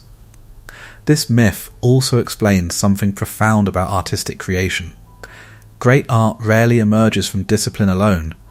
It requires experimentation. Mistakes, improvisation, unexpected discovery. Apollo perfected what Hermes invented, and Western artistic tradition continues repeating that pattern. Innovation first. Refinement second. As evening settled over Olympus, Apollo held the lyre in his hands. The instrument gleamed softly in fading light. Its strings waited. Soon his music would become legendary. Soon poets would invoke him. Soon temples would echo with sacred hymns. But on that evening, perfection learned an important lesson. Order may shape beauty. Yet sometimes beauty arrives laughing, wearing stolen footprints. There are wounds no weapon can create. Apollo knew how to kill from extraordinary distance. He could strike serpents, punish armies, silence arrogance. His arrows carried divine certainty. But love would wound him in a way precision never could. And like many tragedies in Greek mythology, it began with pride. Apollo had recently slain Python. The victory still surrounded him like sunlight on polished bronze. Songs celebrated his triumph. Delphi belonged to him. His beauty remained unquestioned.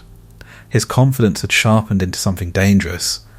Then he encountered Eros. The god of desire was often imagined as small, winged, beautiful, easy to underestimate. Apollo made that mistake. He looked at the child carrying a bow and laughed. What business did such a delicate creature have with weapons? Archery belonged to Apollo. Precision belonged to Apollo. Power belonged to Apollo. Eros listened quietly. Then he responded with the kind of revenge only gods understand. He carried 2 arrows, one tipped with gold, one tipped with lead. The golden arrow created overwhelming desire. The lead arrow created complete rejection. Apollo was struck first. The golden arrow entered him like fire. Suddenly the god of discipline lost control of his own mind. And then Eros struck Daphne, the daughter of a river god, a woman devoted to wilderness.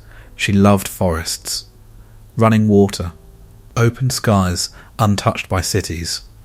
Like Artemis, she desired freedom from marriage, freedom from possession, freedom from being transformed into someone else's story. The lead arrow entered her, and where Apollo felt obsessive longing, she felt profound revulsion. The imbalance was absolute. Apollo saw her and became consumed.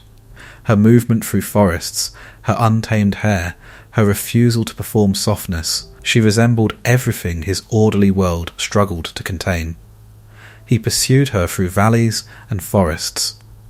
Ancient poets often described this scene with lyrical beauty. Sunlight through leaves, riverbanks shimmering, footsteps against soft earth. But beneath the beauty lives something darker. Daphne is running from a god who refuses to hear no. And Apollo, so often associated with reason, becomes frighteningly irrational.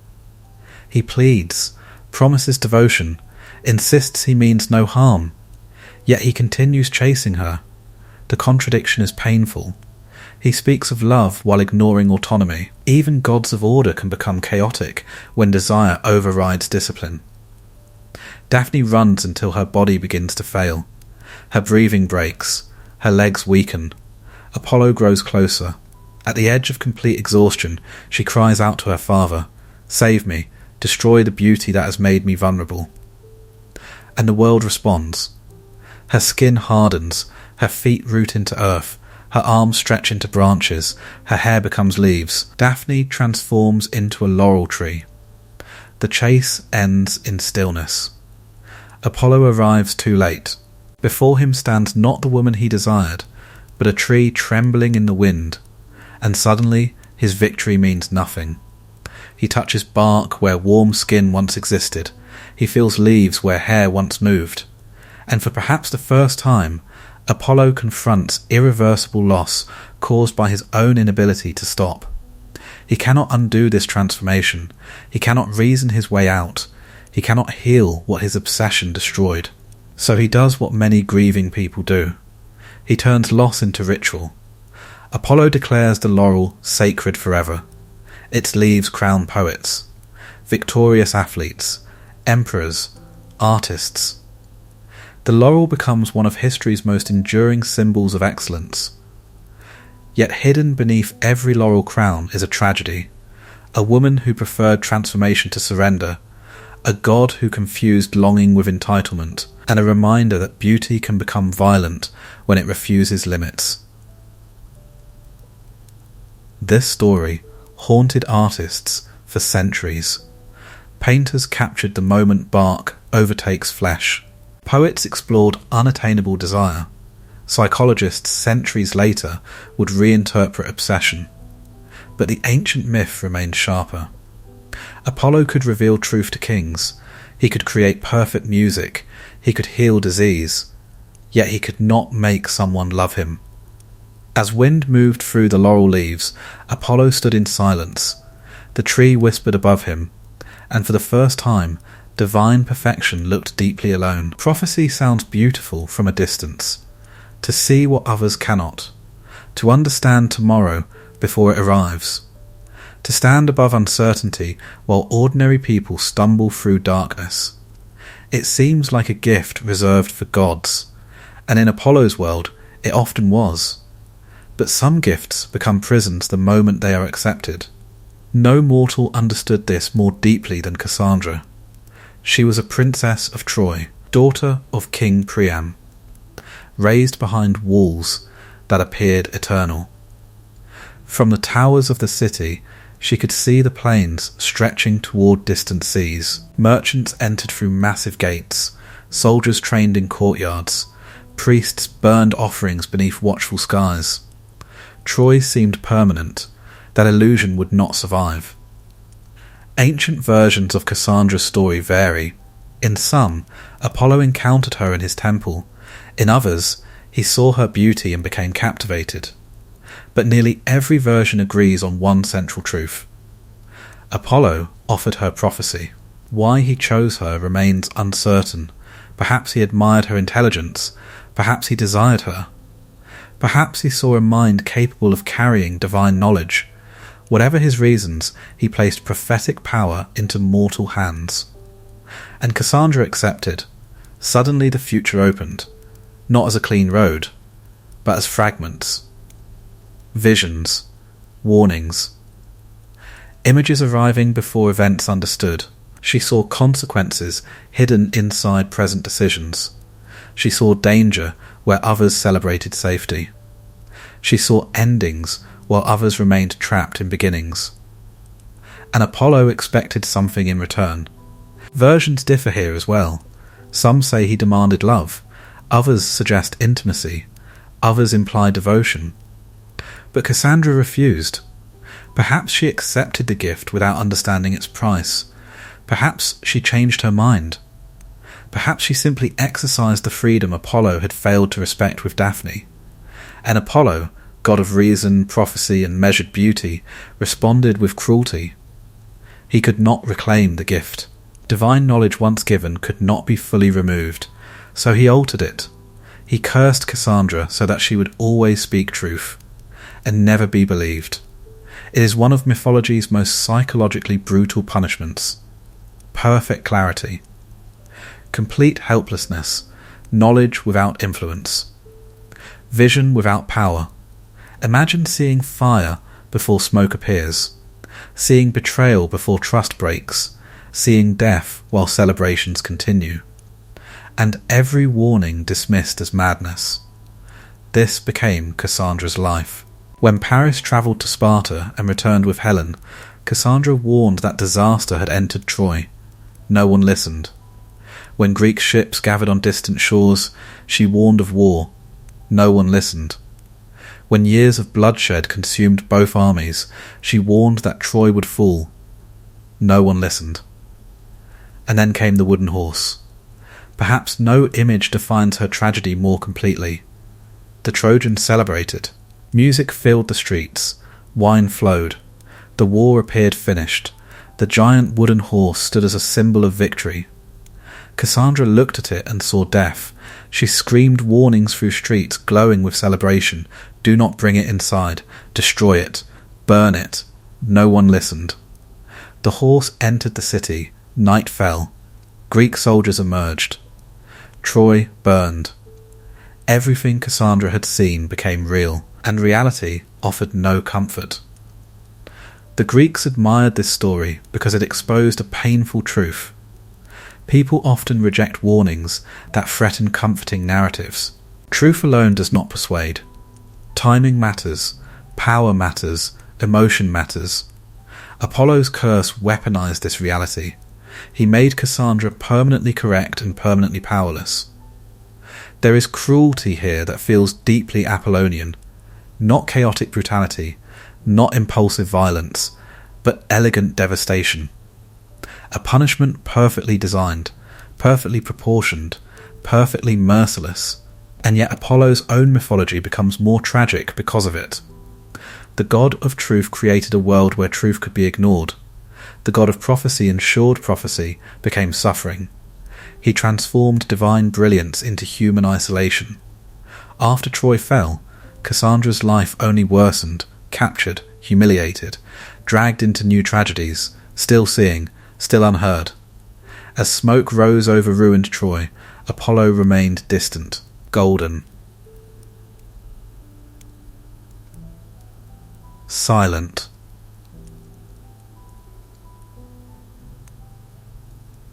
Untouched by the city's screams. And somewhere in the ashes of prophecy lay one of mythology's most enduring questions. What is the value of truth, when no one wishes to hear it?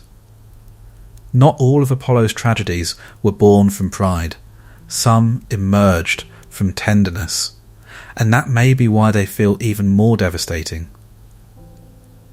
For much of his mythology, Apollo appears emotionally distant.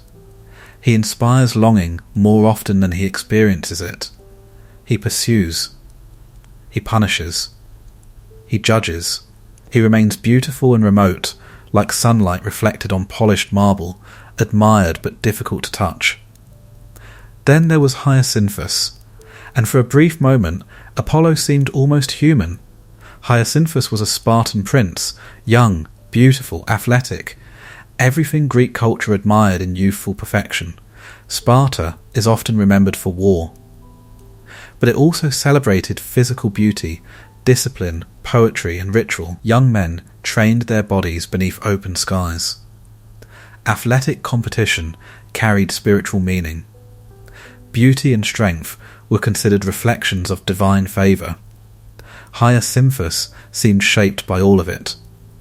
Ancient poets described him with extraordinary softness, not merely handsome, radiant, the kind of beauty that feels temporary even while looking at it.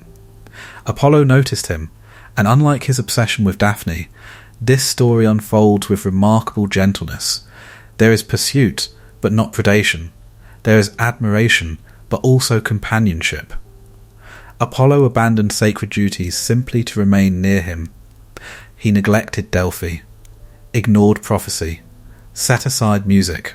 He followed Hyacinthus through forests, across riverbanks, through athletic fields bright with sunlight. They hunted together, ran together, shared songs beneath trees. Apollo taught him music. Hyacinthus taught Apollo something far more dangerous: attachment. For a god associated with control, attachment is terrifying. Love introduces unpredictability. It creates vulnerability. It places emotional survival in someone else's existence. Apollo, who spent eternity mastering certainty, began living inside uncertainty.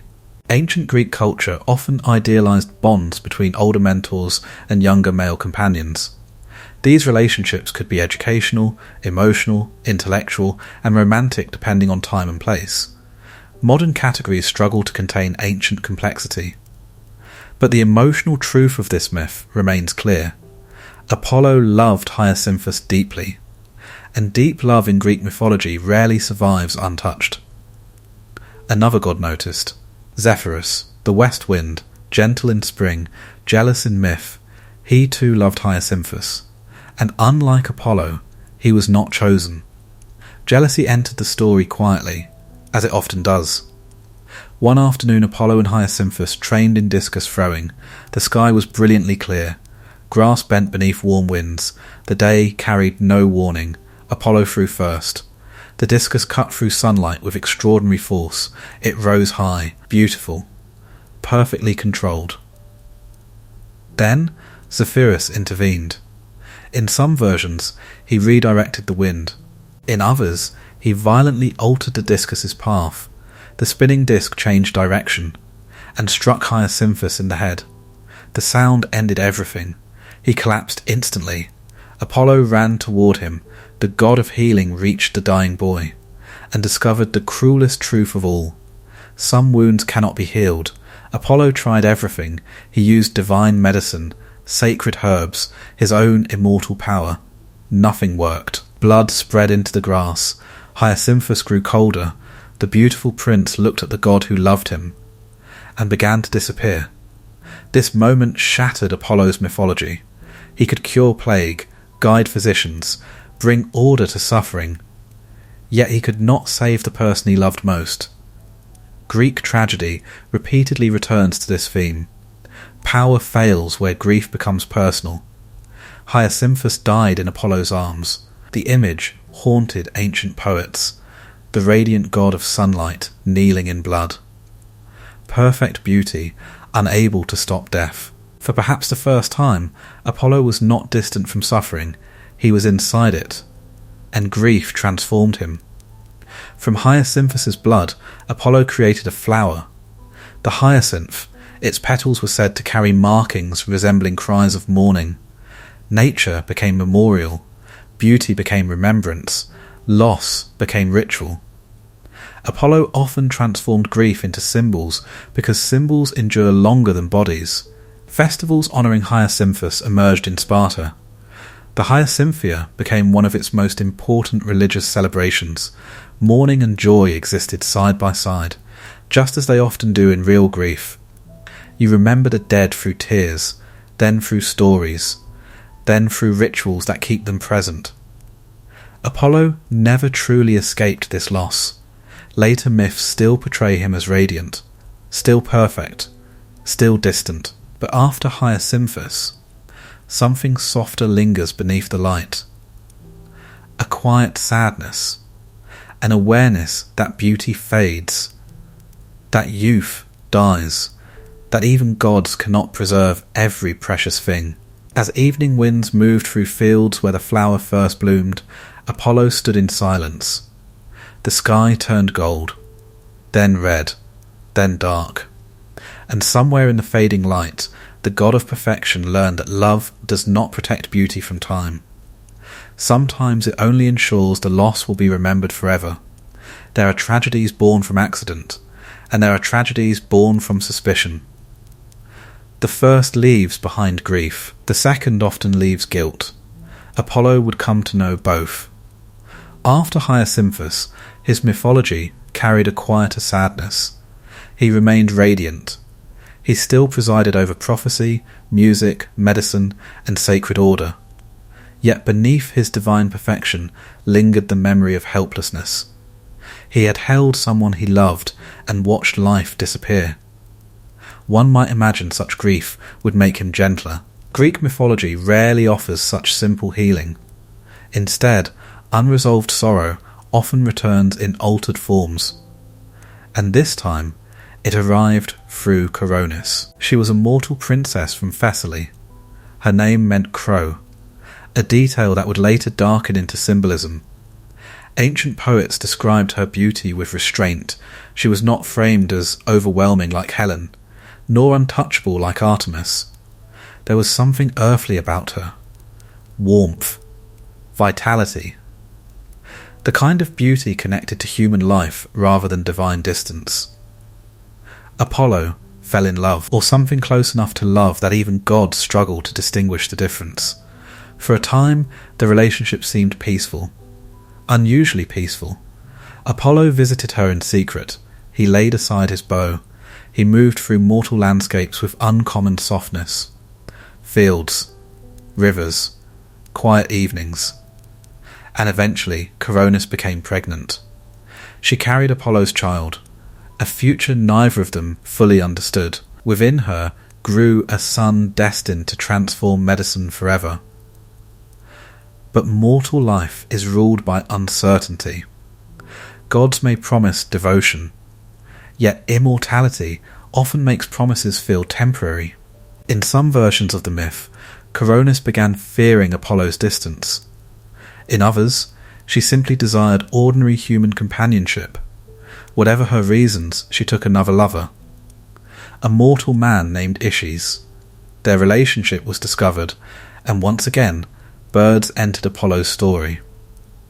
A white crow, then sacred messenger, witnessed Coronis with her new lover. It carried the news to Apollo. Ancient storytellers loved symbolic messengers, truth arriving on wings, knowledge descending from the sky.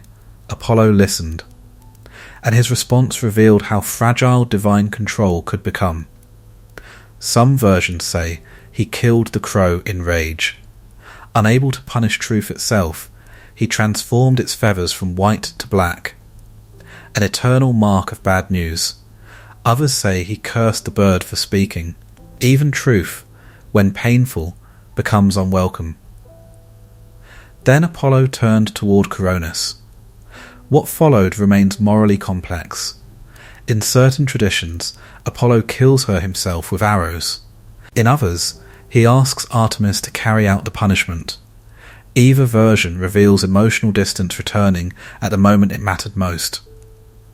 Coronis dies, sometimes instantly, sometimes slowly, sometimes calling Apollo's name. and only afterward does the full reality emerge. She was pregnant. Apollo had killed the mother of his own child. The god of prophecy had failed to see his own future. The god of healing had caused irreversible suffering. The god of reason had acted in fury. This contradiction cuts deeply.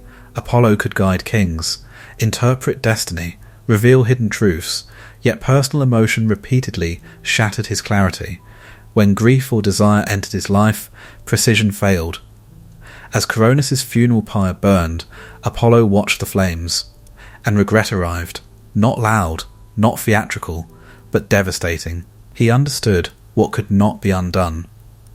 Greek myths often pause here to remind audiences that consequences outlive anger. A moment of rage can become a lifetime of mourning. Then, Apollo did something extraordinary. As the flames consumed Coronis, he reached into the fire. He pulled the unborn child from her body, saving the infant at the edge of death. The image is unforgettable. A god of light reaching into flames to rescue future healing from the consequences of violence. The child survived. His name was Asclepius, and he would become the greatest healer in Greek mythology. Perhaps that is why his origin feels so powerful. He emerges from destruction, medicine born from grief, healing born from irreversible mistakes. Apollo gave the child to Chiron the centaur for education, a wise teacher living far from Olympus. There Asclepius would learn medicine, surgery, herbs, and eventually powers so profound they would challenge death itself.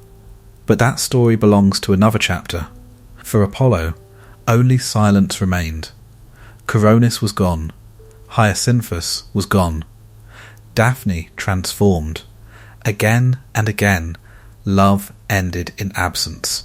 Again and again his own hands were involved.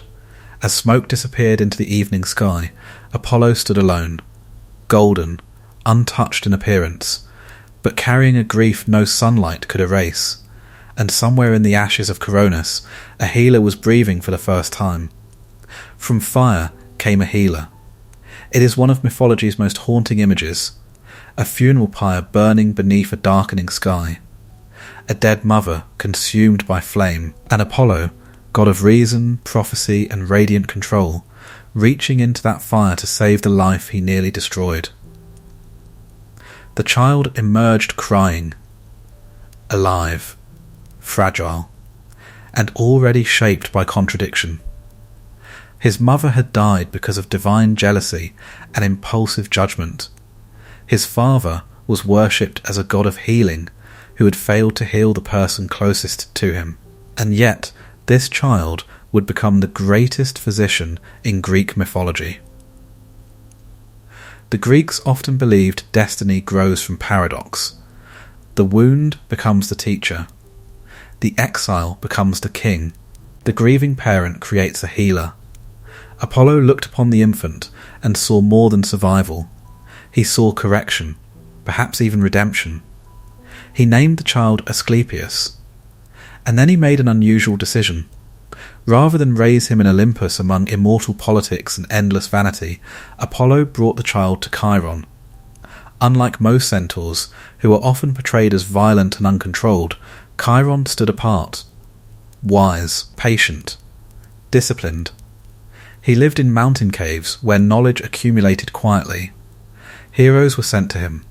Achilles, Jason, many others. But Asclepius would become his most extraordinary student. Apollo carried the infant across mountain paths washed in morning light. Pine forests whispered in cold wind. Streams cut through stone. The world felt cleaner far from Olympus, less theatrical, more honest. When Apollo placed the child in Chiron's arms, mythology grows quiet. Few details survive.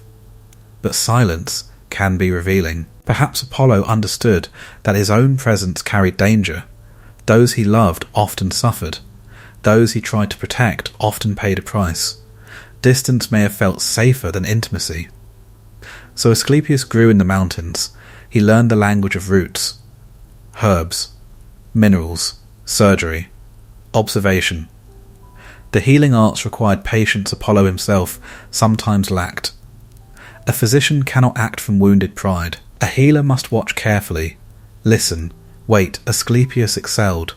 He studied snake venom and antidotes. He learned how wounds closed, how fevers rose, how broken bones could be set, how breath changes near death. The Greeks viewed medicine as both practical science and sacred mystery. Their physicians observed the body carefully, yet many healing sanctuaries remained tied to divine ritual. Asclepius would eventually embody both traditions, rational treatment and spiritual faith. He inherited Apollo's intelligence, but not his emotional distance. There is tenderness in Asclepius, rarely found in his father. He healed because suffering moved him, not because perfection demanded order. Apollo watched from afar, sometimes visiting, sometimes offering guidance, always carrying the quiet burden of Coronis. Perhaps every parent hopes their child will avoid inherited mistakes. For Apollo, that hope felt especially urgent. He had weaponized truth, destroyed lovers, allowed pride to eclipse wisdom. Asclepius represented another path, healing without cruelty, knowledge without arrogance. Eventually, his abilities became legendary.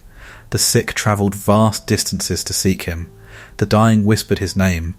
Stories spread that he could cure diseases no physician understood. Blindness, infection, madness, wounds thought fatal. Then the stories grew stranger. Asclepius learned secrets so profound that death itself began losing authority. In some myths, Athena gifted him blood from Medusa, one side deadly, the other capable of resurrection. Others claim his own brilliance simply exceeded natural law. Whatever the explanation, he began reviving the dead. And that changed everything. The boundary between life and death was sacred. Even gods feared what happened when cosmic balance weakened. If humans no longer died, what happened to fate? To the underworld? To order itself? Apollo had once slain Python to establish divine structure. Now his own son threatened that structure through compassion. It is one of mythology's most fascinating reversals. Apollo represented disciplined balance. Asclepius represented healing powerful enough to disrupt balance entirely. The father created order. The son endangered it through mercy. Soon Zeus would intervene. Violently. But before thunder arrived, there existed a brief and beautiful period where human beings believed death might be negotiable, where medicine felt miraculous, where suffering seemed conquerable. And high in the mountains, Apollo looked upon his son. For perhaps the first time in centuries, he saw something he had helped create that might heal more than it harmed. The light that once burned through people had softened, and it glowed now in the hands of a healer. Perfection can inspire, it can also exhaust. From the outside, Apollo's world appeared flawless. His temples rose in mathematical symmetry. His music reflected cosmic harmony. His prophecies shaped empires. His beauty became the artistic blueprint for generations. He represented discipline elevated into divinity. To ancient Greece, he often looked like civilization perfected.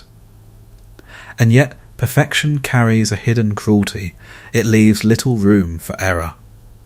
Apollo rarely tolerated imperfection in others because he rarely tolerated it in himself.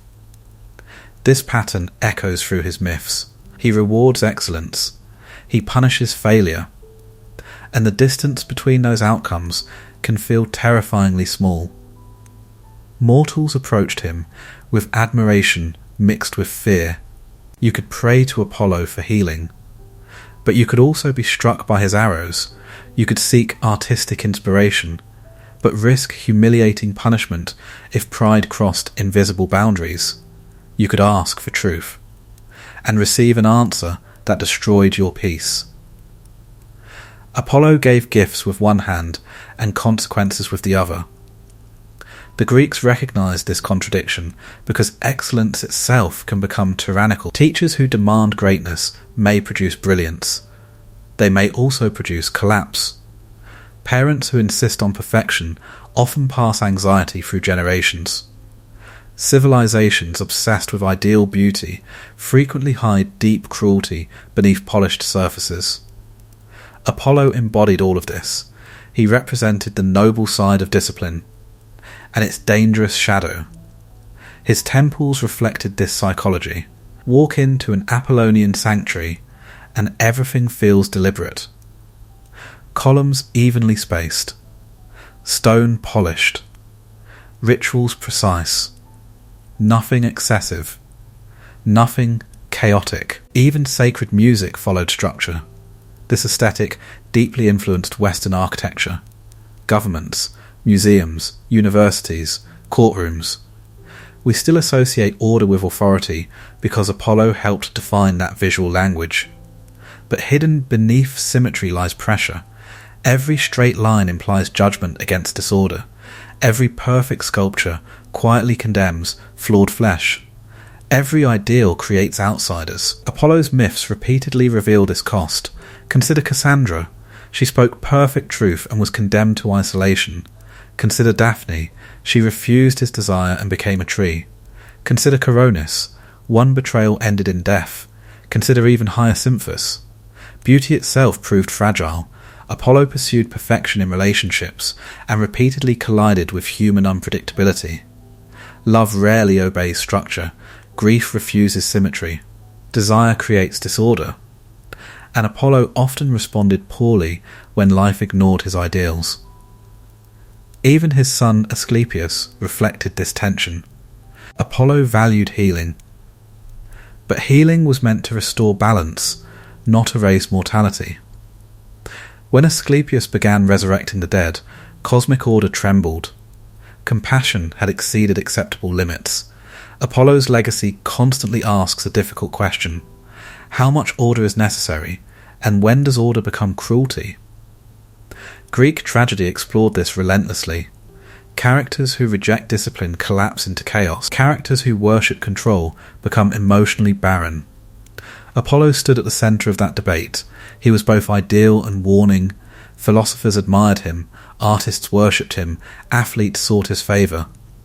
Yet myths ensured his image never became uncomplicated. He could be radiant and merciless in the same moment. That complexity made him enduring. Pure goodness rarely survives thousands of years. Contradiction does. There is another layer to Apollo's impossible standards. He represented youth preserved. Greek sculpture often froze him at physical perfection. Strong, balanced, eternally beautiful. But human beings age. Bodies weaken, voices crack, memories fail. Apollo's eternal youth becomes both aspiration and accusation. To worship perfection is to be constantly reminded of mortality. Perhaps this is why his sanctuaries often included healing spaces. People came not because they were perfect, but because they were broken, and maybe Apollo understood this contradiction better than he admitted. Why else govern both beauty and disease? Why else oversee poetry and plague? Why else illuminate flaws so harshly, if not because flaws fascinated him? Perfection requires imperfection to define itself. Light needs shadow. Order needs chaos. Apollo spent eternity trying to master this balance. Sometimes he succeeded. Often he failed. As evening light moved across marble columns, priests prepared sacred fires. Musicians tuned their instruments. Patients prayed for healing. Poets rehearsed verses. Athletes sought victory. All beneath the gaze of a god who demanded excellence. And somewhere beneath all that radiant order lingered a quieter truth. No mortal could ever fully satisfy Apollo. Perhaps Apollo could not fully satisfy himself. Some gods ruled through force, others through seduction. Apollo ruled through distance. Even when he stood among mortals, he often felt slightly removed from them, like sunlight warming skin while remaining impossibly far away. He was admired, desired, worshipped, but rarely understood, and perhaps that distance explains why love so often became tragedy in his mythology. Again and again, Apollo reached toward intimacy.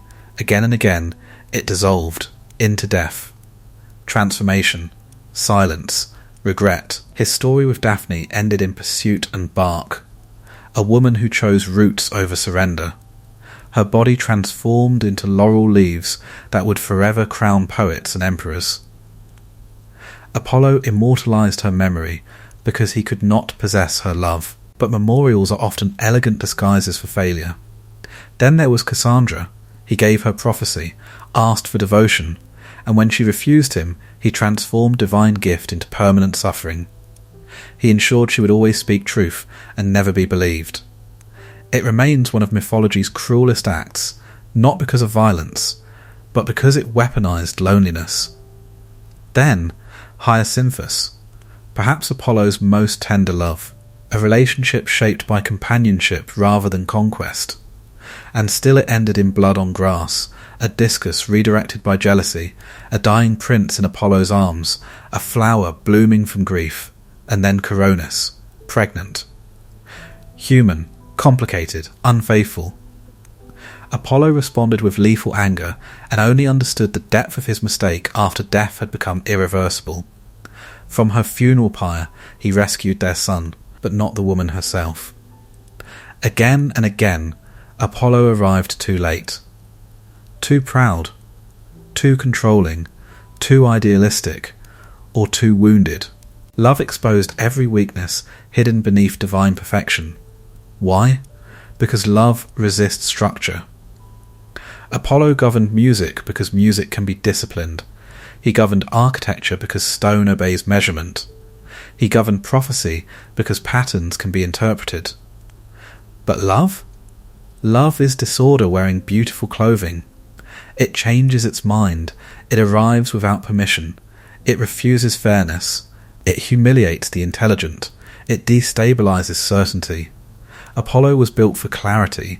Love thrives in ambiguity. He often loved ideals more easily than actual people. Daphne represented untouched beauty. Cassandra represented intellectual brilliance. Hyacinthus represented youthful perfection. Coronis represented domestic possibility. But real people possess contradictions, needs, boundaries, independent desires. Apollo often struggled when love stopped behaving like poetry. There is something deeply melancholic in this pattern. The god associated with beauty repeatedly failed to build lasting intimacy. The god who inspired songs often became the subject of laments.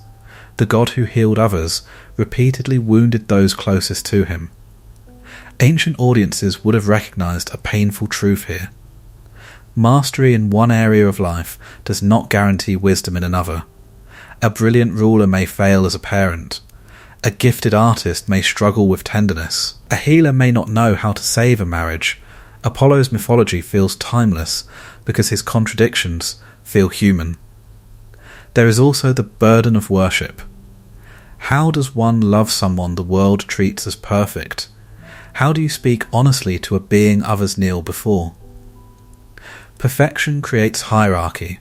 Hierarchy suffocates vulnerability. People confess to gods.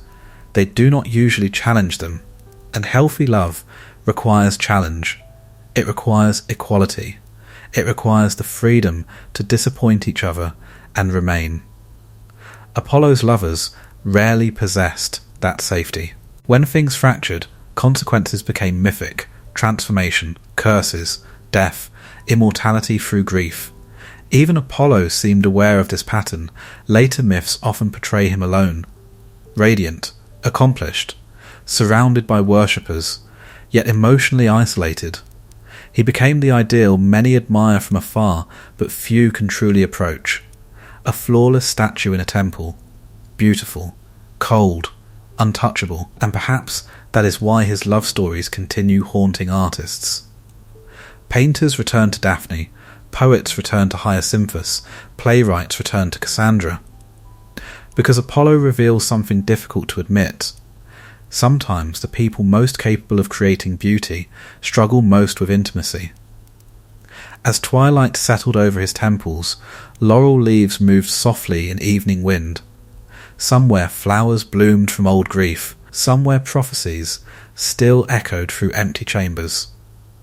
And Apollo, golden, eternal, and admired by generations, remained alone beneath his own perfect light. Light is often mistaken for kindness. We see sunlight spilling across marble columns and imagine warmth. We see beauty and assume gentleness. We hear music and expect peace. Apollo's mythology repeatedly warns against these assumptions. Light can expose, beauty can judge, music can become unbearable, and healing gods often understand disease more intimately than anyone else. Apollo was not merely a god of medicine. He governed the fragile boundary between health and illness. He could cure plague. He could also send it. This darker side appears with unforgettable force at the opening of the Trojan War. The Greek fleet had gathered near Troy. Thousands of warriors, ships stretching across the shoreline, bronze armour flashing beneath hard sunlight, kings and heroes united by ambition, pride, and stolen love. Among them stood Agamemnon, king of Mycenae, commander of the Greek forces. Powerful, arrogant, and deeply unwise. A priest of Apollo named Chryses arrived at the Greek camp.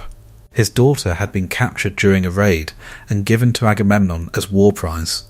The old priest came carrying sacred ribbons and offerings. He asked for mercy. He asked for his daughter's return. He reminded the Greeks that Apollo watched. Most warriors supported him. Even hardened soldiers understand the danger of insulting priests. Agamemnon refused. Cruelly, publicly. He humiliated Chryses, threatened him, sent him away in tears. The old man walked to the shore.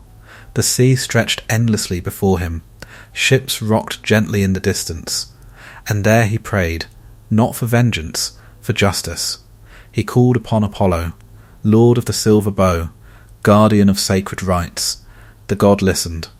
Ancient poetry describes Apollo descending from Olympus in one of literature's most unforgettable images. He moves through the sky in silence. His bow rests across his shoulders. His arrows rattle. Night gathers around him.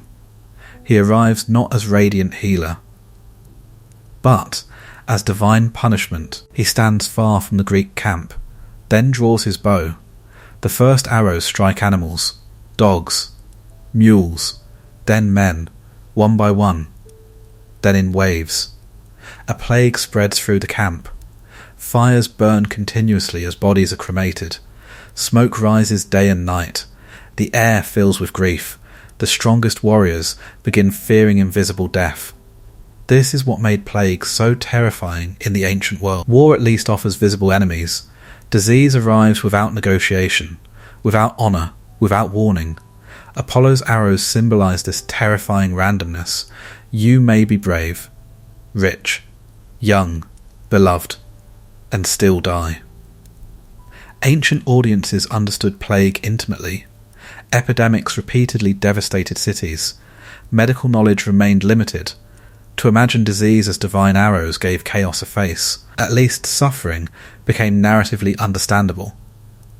After days of death, Achilles demanded answers. A prophet revealed the cause. Apollo would not stop until Chryses' daughter was returned. Agamemnon reluctantly agreed.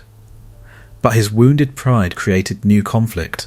He demanded another prize in exchange, and from this argument emerged one of literature's most famous consequences. Achilles withdrew from battle.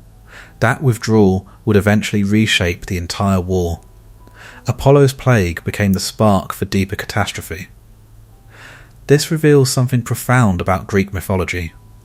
Disaster rarely arrives alone. One act of arrogance triggers another. Humiliation creates resentment. Resentment creates violence. Violence creates collapse. Apollo's plague was not random cruelty. It was a reaction to sacrilege.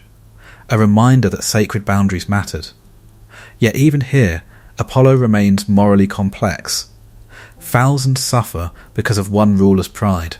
The innocent die beside the guilty. This feels painfully familiar across history.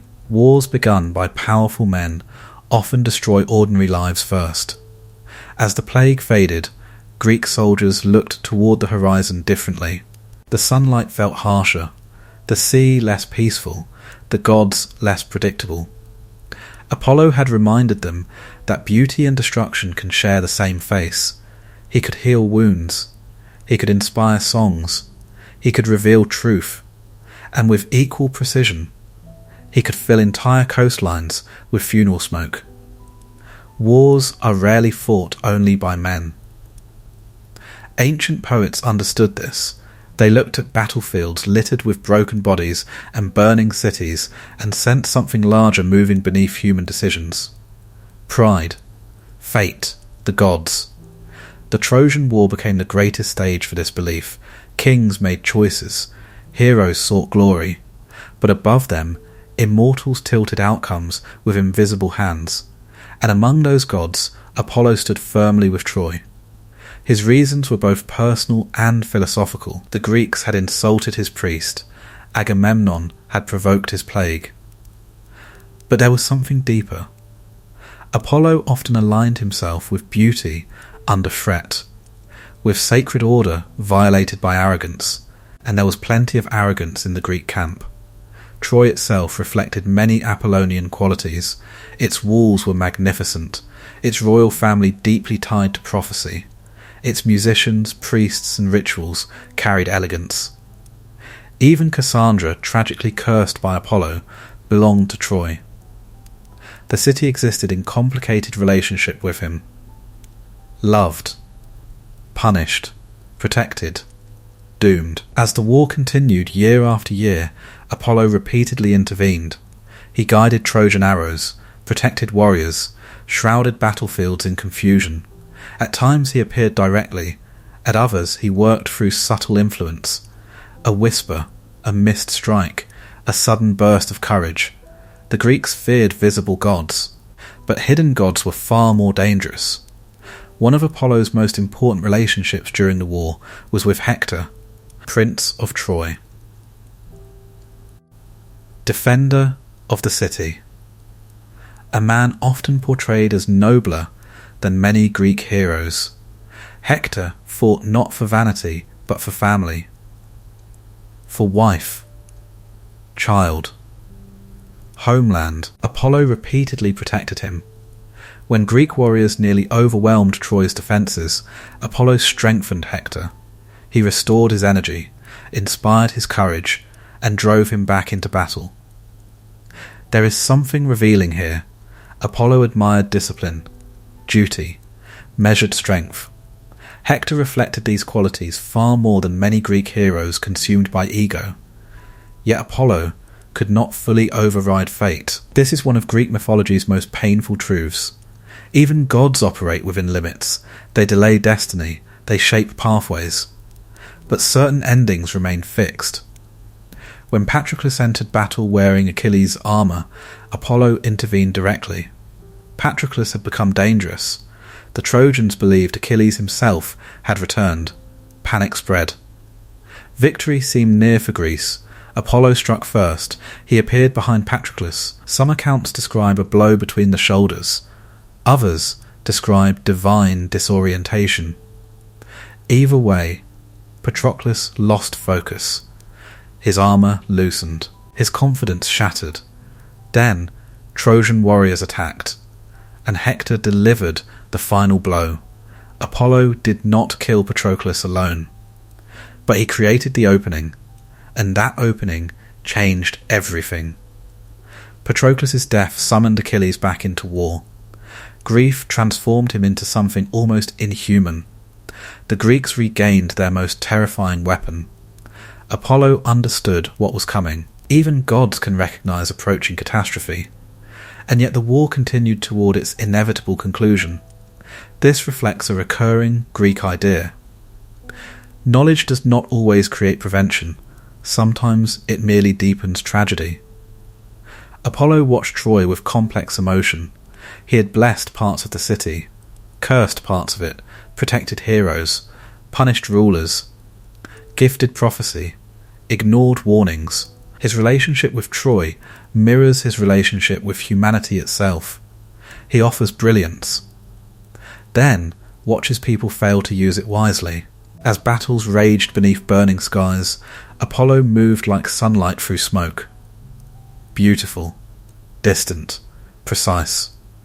He was not the chaotic brutality of Ares, he was strategic intervention, measured destruction, the calm hand adjusting history. Yet no god could fully save Troy. Its fate had already hardened. Cassandra screamed truths no one believed.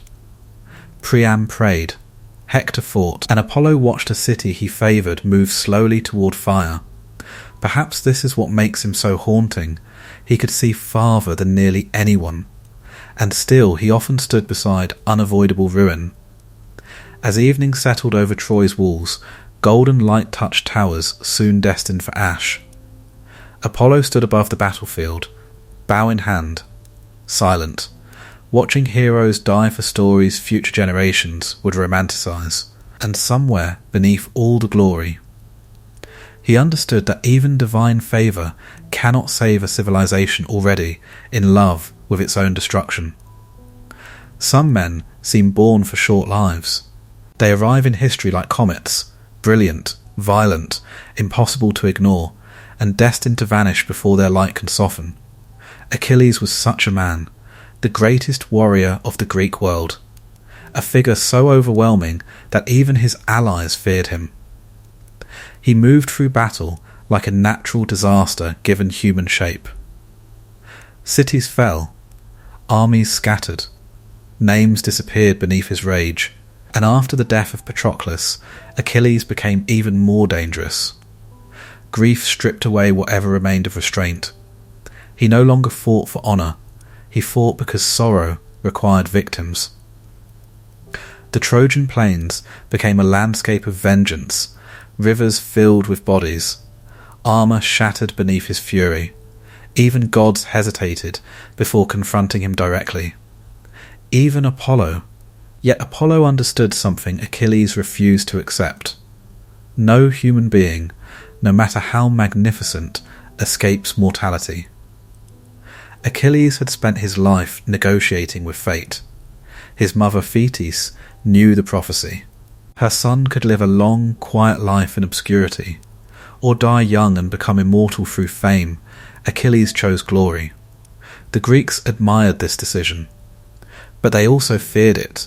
A culture obsessed with heroic honour understood how often glory consumes the people who chase it. After killing Hector, Achilles crossed another sacred boundary. He tied Hector's body to his chariot. He dragged it around Troy's walls. Again and again and again. This act disturbed even the gods. Greek warfare accepted violence, but denying burial rites threatened cosmic order. The dead deserved dignity. Achilles had allowed grief to become desecration. Apollo watched, and he was furious. He had protected Hector repeatedly. He admired the Trojan prince, and now Achilles humiliated Hector's corpse before a grieving family. Apollo defended the body. Ancient stories say he shielded Hector's flesh from decay. He preserved it despite abuse. Even in death, Apollo offered Hector the dignity Achilles tried to destroy. But preservation was not enough. Achilles still lived, and as long as he lived, Troy remained vulnerable. The Greeks believed even the strongest heroes contain hidden weaknesses: physical, emotional, spiritual. Achilles' most famous vulnerability became legendary: his heel. Though early myths vary, later traditions made it unforgettable, a tiny point of mortality on an otherwise invincible body. The symbolism endured because it feels universally true. Every strength conceals fragility, every empire has weak points, every legend contains an opening. The final moment arrived near Troy's gates. Paris, often dismissed as less warrior than prince, stood ready with bow in hand. He was not Achilles' equal, not physically, not reputationally, That is precisely why divine intervention mattered. Apollo guided the shot. Some myths say he disguised himself. Others say he stood beside Paris. Others claim he became the arrow itself. The details change, the meaning remains. Achilles' death required Apollo. Paris released the arrow. It moved through sunlight, through dust, through the noise of war, then struck Achilles in his vulnerable place. The greatest warrior in Greece collapsed, not beneath armies, not beneath thunder, but beneath precision. That feels profoundly Apollonian, measured, distant, elegant, final. The battlefield changed instantly. Shock spread. The invincible had fallen. The future looked different. Greek morale fractured. Trojan hope surged. And yet everyone understood that victory remained uncertain. Death rarely simplifies war. It only redistributes grief. Ancient audiences found deep meaning here. Achilles represented heroic excess. His brilliance was undeniable. So was his inability to live within limits. Apollo, god of moderation and sacred boundaries, becomes the force that ends him. Know thyself. Nothing in excess. Achilles ignored both lessons. His death becomes philosophical, a warning disguised as legend. As the sun began setting over Troy, Achilles' body lay on blood-soaked earth. The same sky that had witnessed his victories now watched his stillness. Dust settled, weapons lowered, even enemies stared. Apollo remained distant, golden, silent. He had ended the most feared warrior in Greece with a single act of precision. And as darkness moved across the battlefield, mortality reclaimed a man who once believed glory could outrun it. There are many ways to provoke the gods: violence, broken oaths, desecrated temples, ignored prophecies. But in Greek mythology, few offences are punished more swiftly than pride spoken aloud. Not private confidence, not quiet ambition, but public arrogance that mistakes temporary blessings for permanent superiority. No story reveals this more painfully than the tragedy of Niobe. She was a queen. Wealthy. Powerful. Surrounded by beauty. Her husband ruled Thebes. Her palace overflowed with abundance. But what Niobe prized above all else was her children, and she had many. Ancient sources vary, some say 12, others 14, 7 sons, 7 daughters, healthy, beautiful, living proof of fertility and status. In a world where child mortality was common, such abundance seemed miraculous, and slowly gratitude transformed into arrogance.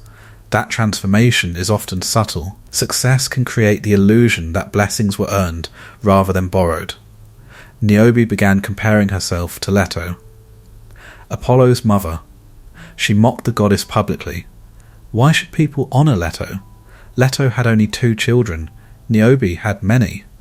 Why worship a mother with so little when she herself possessed such visible abundance? The insult spread quickly. Words travel fast when they contain blasphemy, and unlike distant gods who ignored human arrogance, Leto heard. Imagine the emotional complexity. Leto had wandered the earth rejected. She had suffered extraordinary labour. She had survived humiliation from Hera. Her motherhood was forged through pain. Now a queen raised in comfort mocked her for having only 2 children. Leto did not respond directly. She turned to Apollo and Artemis, and what followed remains one of mythology's coldest acts of divine punishment. Apollo took the sons, Artemis took the daughters. The symmetry feels almost surgical. Sun and moon. Brother and sister. Balanced destruction. Apollo descended first. Niobe's sons trained in athletic fields. Some hunted, some raced horses, some practiced war. Youth filled the air, laughter, movement, future possibilities. Then arrows fell, precise, silent, unavoidable. Apollo struck each son one by one, no battle, no warning, only collapse. Bodies falling onto grass that moments earlier held celebration. Meanwhile, Artemis hunted the daughters. her arrows carrying equal certainty. The palace transformed into mourning. Music stopped. Servants screamed. Parents ran toward impossible loss. Niobe watched her world disappear in a matter of moments. This is what makes the myth so haunting. The punishment feels wildly disproportionate, a boast answered with mass death. Modern readers often recoil. Ancient audiences likely recoiled too. Greek mythology rarely presents gods as moral role models. It presents power in all its terrifying inconsistency. And Apollo here becomes especially unsettling. This is not defensive violence, not war, not justice in any modern sense. It is divine correction through irreversible grief. Why did this story endure? Because beneath its brutality lies a universal fear. How quickly life can reverse. One day your house is full, the next day it echoes, one proud sentence, then permanent silence. Niobe clung to her dead children. Ancient poets describe her frozen in grief, tears without end, words disappearing, identity collapsing. She had defined herself through motherhood.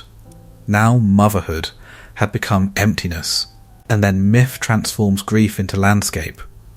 Niobe turns to stone, usually on Mount Sipylus, a rock formation said to resemble a grieving woman. Even as stone, she continues weeping. Water flows down the rock face like eternal tears. The Greeks loved this final transformation, nature preserving emotional memory, pain becoming geography. Apollo's role lingers uneasily. He protects his mother, defends sacred honour. Yet he annihilates innocence in the process. The children committed no offence. This reflects one of mythology's harshest truths. Power often punishes broadly. The innocent frequently absorb consequences created by the pride of others. As evening light touched empty palace walls, silence replaced laughter. Apollo had once inspired music. Now he left only mourning songs. And somewhere on a mountainside, a mother made of stone continued crying for children who would never return. There are contests meant to celebrate excellence. And there are contests designed to humiliate. The difference is often revealed only after it is too late to withdraw. Few myths expose Apollo's darker side more clearly than his encounter with Marsyas. By now, Apollo had become the unquestioned symbol of artistic perfection. He ruled sacred music. He led the Muses. His lyre represented mathematical harmony, elevated into divine sound. Temples echoed with hymns written in his honour. Poets invoked his name before speaking. Musicians treated him as their highest ideal. But perfection has a dangerous weakness. It often becomes intolerant of alternative beauty. Marsyas represented that alternative. He was a satyr, a creature of wilderness, part man, part beast, associated with forests, instinct, wine, and ecstatic freedom. Everything Apollo's polished world tried to discipline. Where Apollo stood upright in golden symmetry, Marsyas belonged to caves, mountains, and untamed laughter. His music emerged from breath rather than strings, improvisation rather than precision, emotion rather than restraint. The story begins with Athena. She invented the flute. In some versions, she crafted it from bone, in others from reeds. She played beautifully until she noticed other gods laughing. The instrument distorted her face. Her cheeks puffed. Her expression became inelegant. Athena, goddess of strategy and order, discarded it. She threw the flute away.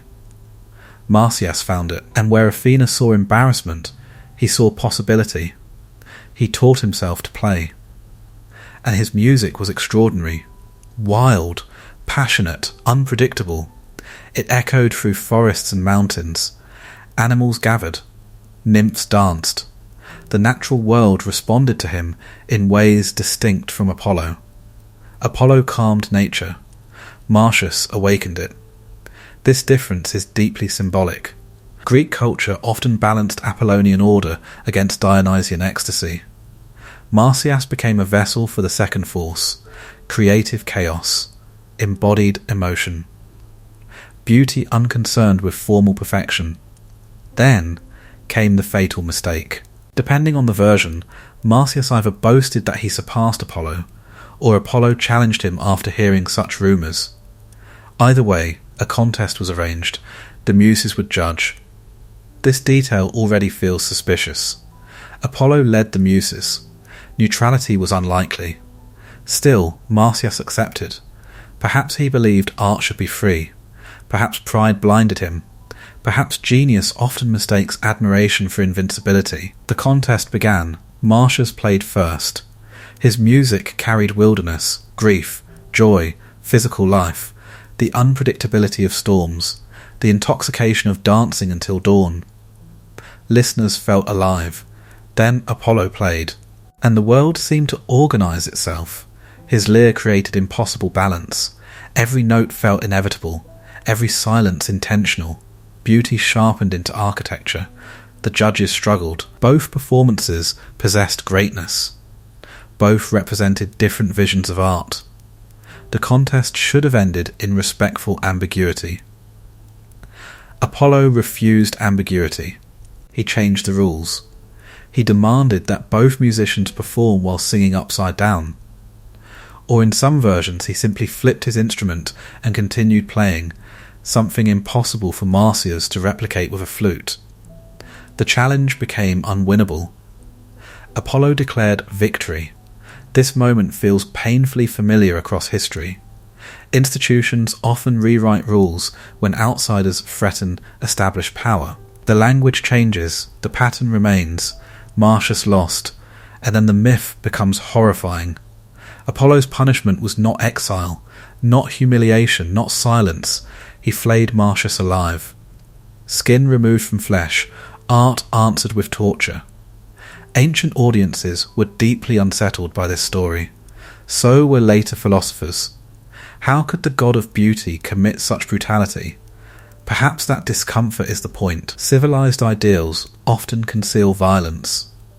Refined institutions can be ruthless when threatened.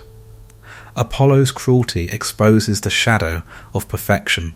When excellence becomes identity, criticism feels existential. Marsyas's blood soaked the earth, his cries echoed through mountains. Nature mourned him.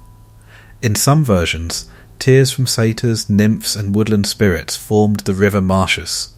Grief became geography. As it so often does in Greek myth, Apollo won. But victory feels hollow. Marsyas became a symbol for artists crushed by systems larger than themselves, for unconventional genius punished by institutions, for emotional expression dismissed as inferior to polished taste, and yet the myth endures because both figures remain recognizable. We need discipline, we need structure, we also need wild creativity. Without Apollo, art loses refinement. Without Marsyas, art loses soul. As dusk settled over silent mountains, Apollo stood holding his lyre, perfect, victorious, untouched, and somewhere nearby, a river continued flowing from the memory of a musician who dared to believe beauty could exist outside divine approval. By now, a pattern had become impossible to ignore. Across mountains, battlefields, palaces and temples, Apollo kept returning to the same lesson. Know your limits. Respect sacred boundaries. Do not mistake temporary brilliance for permanence, and above all, do not confuse talent with invincibility. The Greeks had a word for the violation of these boundaries: hubris. It meant more than pride. It was arrogance so complete that it blinded people to proportion. A refusal to recognize human limits. A belief that one stood above natural law, divine order, or fate itself. Apollo became one of mythology's most frequent enforcers of this principle, not because he was uniquely cruel, though he could be, but because his entire identity was built around measure. Harmony, balance, precision. Hubris offended him because hubris is fundamentally disproportionate. It expands beyond rightful size. It distorts reality. and Apollo repeatedly answered distortion with painful correction. Marsyas learnt this through artistic pride, Niobe through maternal arrogance, Cassandra through rejecting divine expectation, though her story remains morally complicated, Achilles through excess, Agamemnon through disrespect. The examples accumulate like warnings carved into temple walls. But perhaps the most revealing aspect of these myths is how often Apollo punishes qualities he himself sometimes displays. Pride, rigidity, emotional distance, the inability to accept contradiction. This is what makes him fascinating. He is both judge and participant. He punishes arrogance while occasionally embodying it. Greek mythology rarely creates perfectly self-aware gods. Instead, it reflects human contradictions on divine scales. Apollo's worshippers would have understood this tension. Standing inside his temples, they encountered architectural perfection. Columns mathematically aligned, statues carved with impossible precision, everything communicating discipline. The visual message was clear: order creates beauty. But the inscriptions carried warnings: know thyself, nothing in excess. These were not abstract ideals, they were survival instructions. Ancient life was unstable, harvests failed, wars erupted, disease spread, fortunes vanished. In such a world, moderation became sacred philosophy. Apollo represented the hope that self-control could protect people from catastrophe. The Greeks knew this hope was incomplete. Good people still suffered, wise leaders still died. Prophecy remained ambiguous, yet moderation offered dignity, a way of moving through uncertainty without becoming monstrous. This idea deeply shaped Western thought. Roman philosophers admired restraint. Renaissance thinkers revived classical balance. Modern legal systems still value measured response over emotional chaos. Apollo's shadow stretches farther than mythology. He helped define what many civilizations consider civilized behavior. And yet myths keep exposing the cost. Too much restraint creates emotional starvation. Too much perfection creates cruelty. Too much self-control can become fear of vulnerability. Apollo's punishments reveal genuine insight. His own life reveals the danger of taking those principles too far. Perhaps that is why artists and philosophers keep returning to him. He is never simple propaganda for discipline, he is discipline under pressure. Order tested by grief, beauty corrupted by pride, truth complicated by human weakness. In one myth after another, mortals believe they are exceptional. Then reality answers, sometimes through Apollo, sometimes through fate itself. The lesson remains hauntingly modern. Success can create blindness. Institutions can become arrogant. Talent can become entitlement. Nations can mistake power for permanence. Apollo's myths whisper the same warning across centuries. Measure yourself honestly. Remember fragility. Respect limits. Even sunlight fades each evening. As twilight settled over Greece, priests lit fires in temples built to honour balance. Poets recited hymns. Athletes trained for glory. Rulers consulted prophecy. Artists chased perfection, all beneath the gaze of a god who rewarded brilliance, but never forgave arrogance for very long. And somewhere beyond marble sanctuaries and sacred songs lingered a quieter truth. The hardest limits to recognise are often the ones within ourselves. Long after battles ended, long after lovers died, long after prophecies ruined kings and musicians challenged gods, Apollo remained, not merely in stories, but in stone.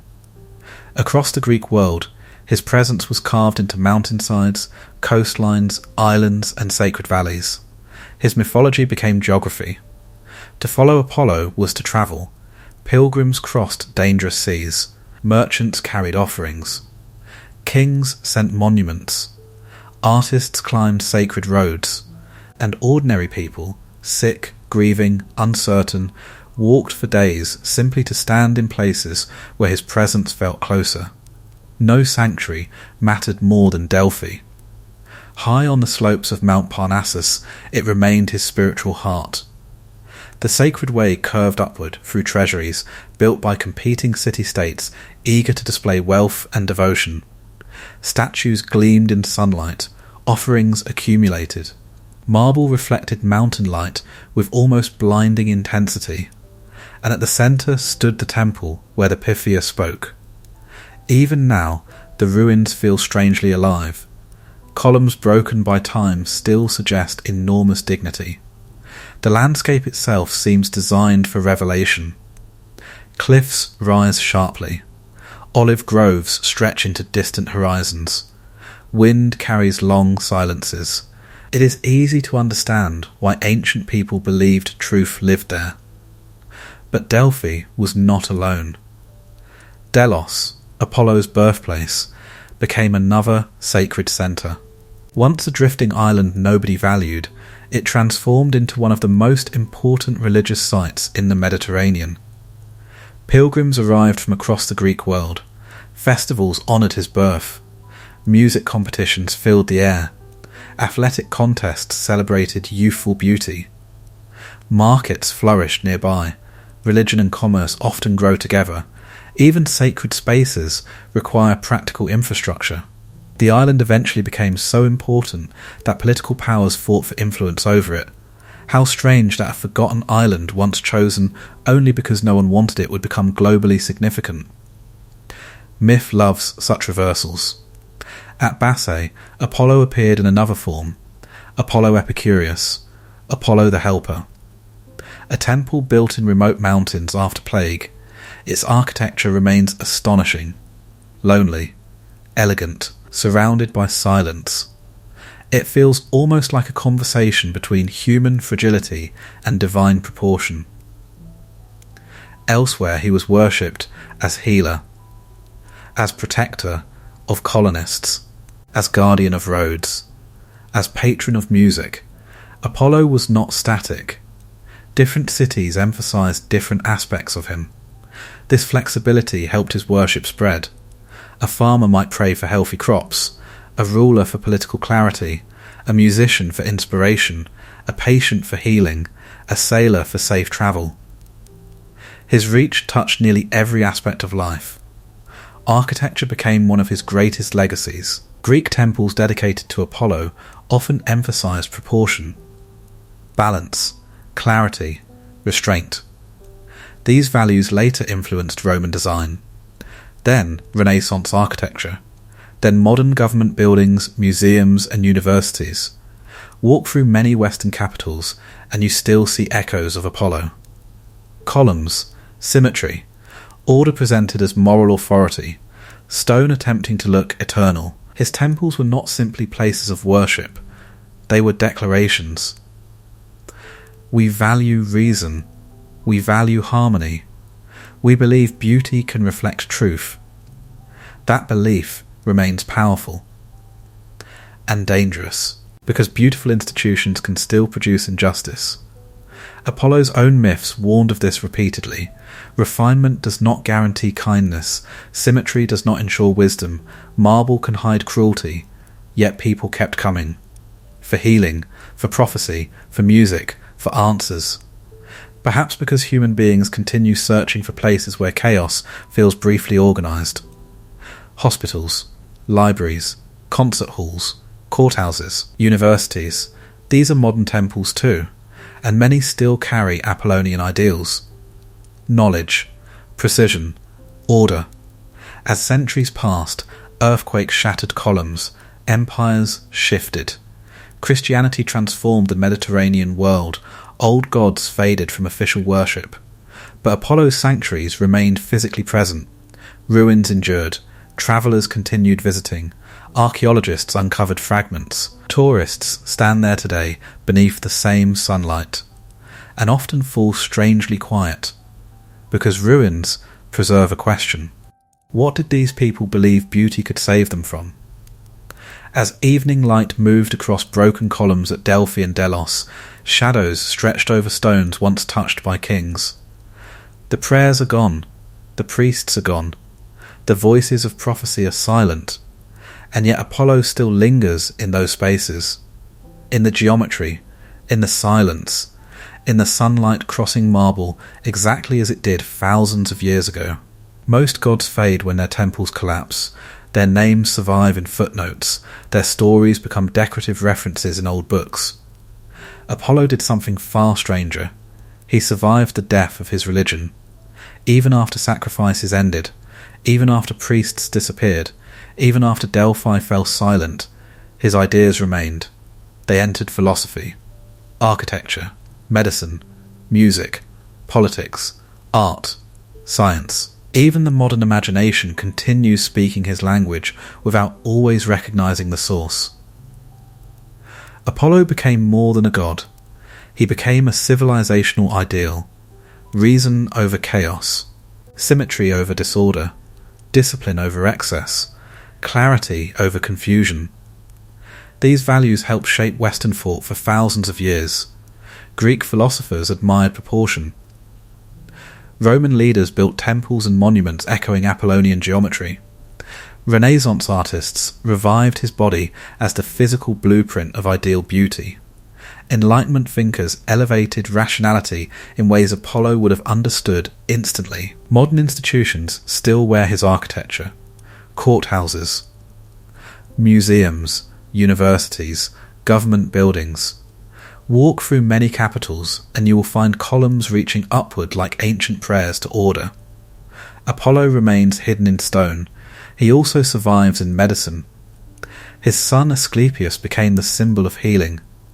The serpent-wrapped staff still appears in hospitals and medical institutions around the world. The dream that illness can be studied, diagnosed and controlled carries deeply Apollonian energy. Disease becomes pattern. The body becomes something that can be understood. Suffering becomes a problem reason might solve. Apollo lives in orchestras, in conservatories, in disciplined repetition, in the belief that mastery requires sacrifice. Hours of scales, endless rehearsal, the pursuit of flawless performance. He lives in ballet studios, architecture schools, classical literature departments. Anywhere beauty is pursued through discipline, and yet his shadow remains deeply complicated. The 20th century began questioning Apollo more aggressively. Thinkers noticed that societies obsessed with order can become cruel. Perfect systems can dehumanize. Beautiful institutions can hide violence. Efficiency can erase compassion. History offered brutal evidence. Totalitarian states often loved grand architecture. Rigid ideals of physical perfection created devastating consequences. Scientific progress without ethics produced horror.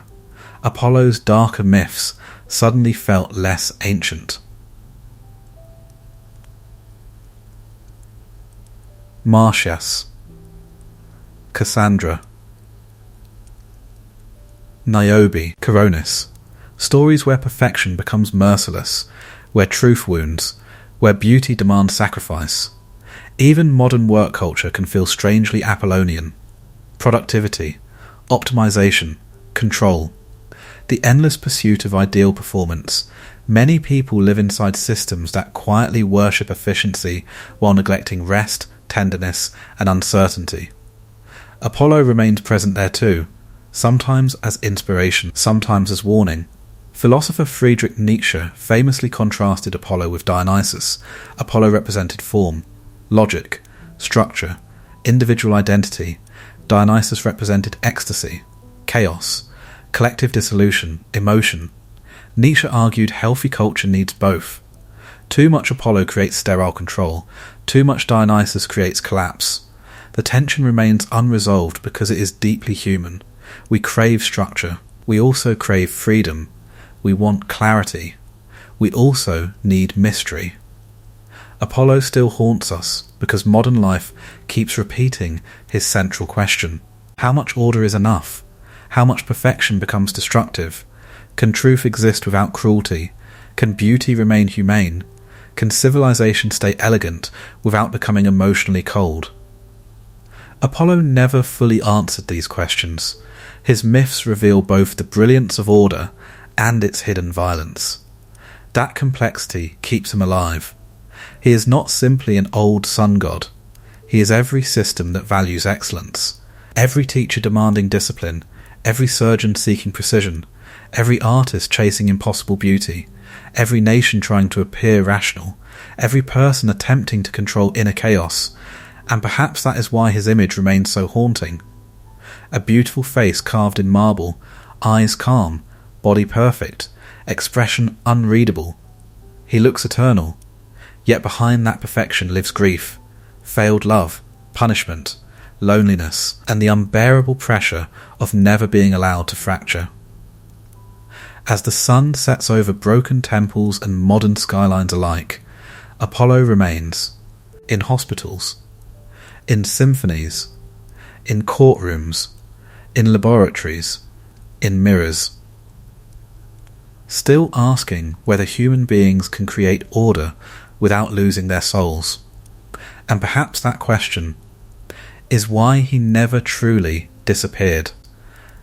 By the time night returns to Greece, Apollo is still standing, not in flesh, not on Olympus, not in temples where priests once listened for prophecy rising through stone, but in ideas, in architecture that still reaches toward symmetry, in concert halls where musicians pursue impossible precision, in hospitals where healing is treated as sacred labour, in classrooms where discipline is mistaken for certainty, in governments that build marble facades to appear eternal, and in private lives shaped by quiet perfectionism. Apollo never truly belonged only to mythology. He became a mirror, a reflection of humanity's oldest dream. That chaos can be organised, that suffering can be diagnosed, that beauty can be perfected, that truth can be spoken clearly enough to end confusion forever, and yet his stories whisper another truth beneath the light. Perfection isolates, truth can wound, order can become cruelty when it forgets tenderness. The god of healing caused grief. The god of music created silence. The god of prophecy could not save those he loved. Again and again his own myths revealed what flawless systems try to hide. Human life remains beautifully resistant to complete control. Love refuses measurement. Grief ignores philosophy. Mortality humbles every ambition. And still each morning the sun rises. Light touches windows, hospitals open, musicians practice, teachers speak, architects draw lines toward balance, writers search for the perfect sentence. We continue building worlds Apollo would recognize. Perhaps that is why he lingers, not as a distant god, but as a question. How do we pursue excellence without becoming merciless? How do we seek truth without losing compassion? How do we create beauty spacious enough for flawed human hearts? The ancient temples are quieter now. Delphi listens only to wind. Delos sleeps beneath the sea air. Broken columns glow softly beneath evening light. No oracle speaks. No sacred songs rise from marble halls. Only silence and sunlight. And somewhere in that fading gold, Apollo remains exactly as he always was. Beautiful, brilliant, distant, and slowly disappearing into dawn.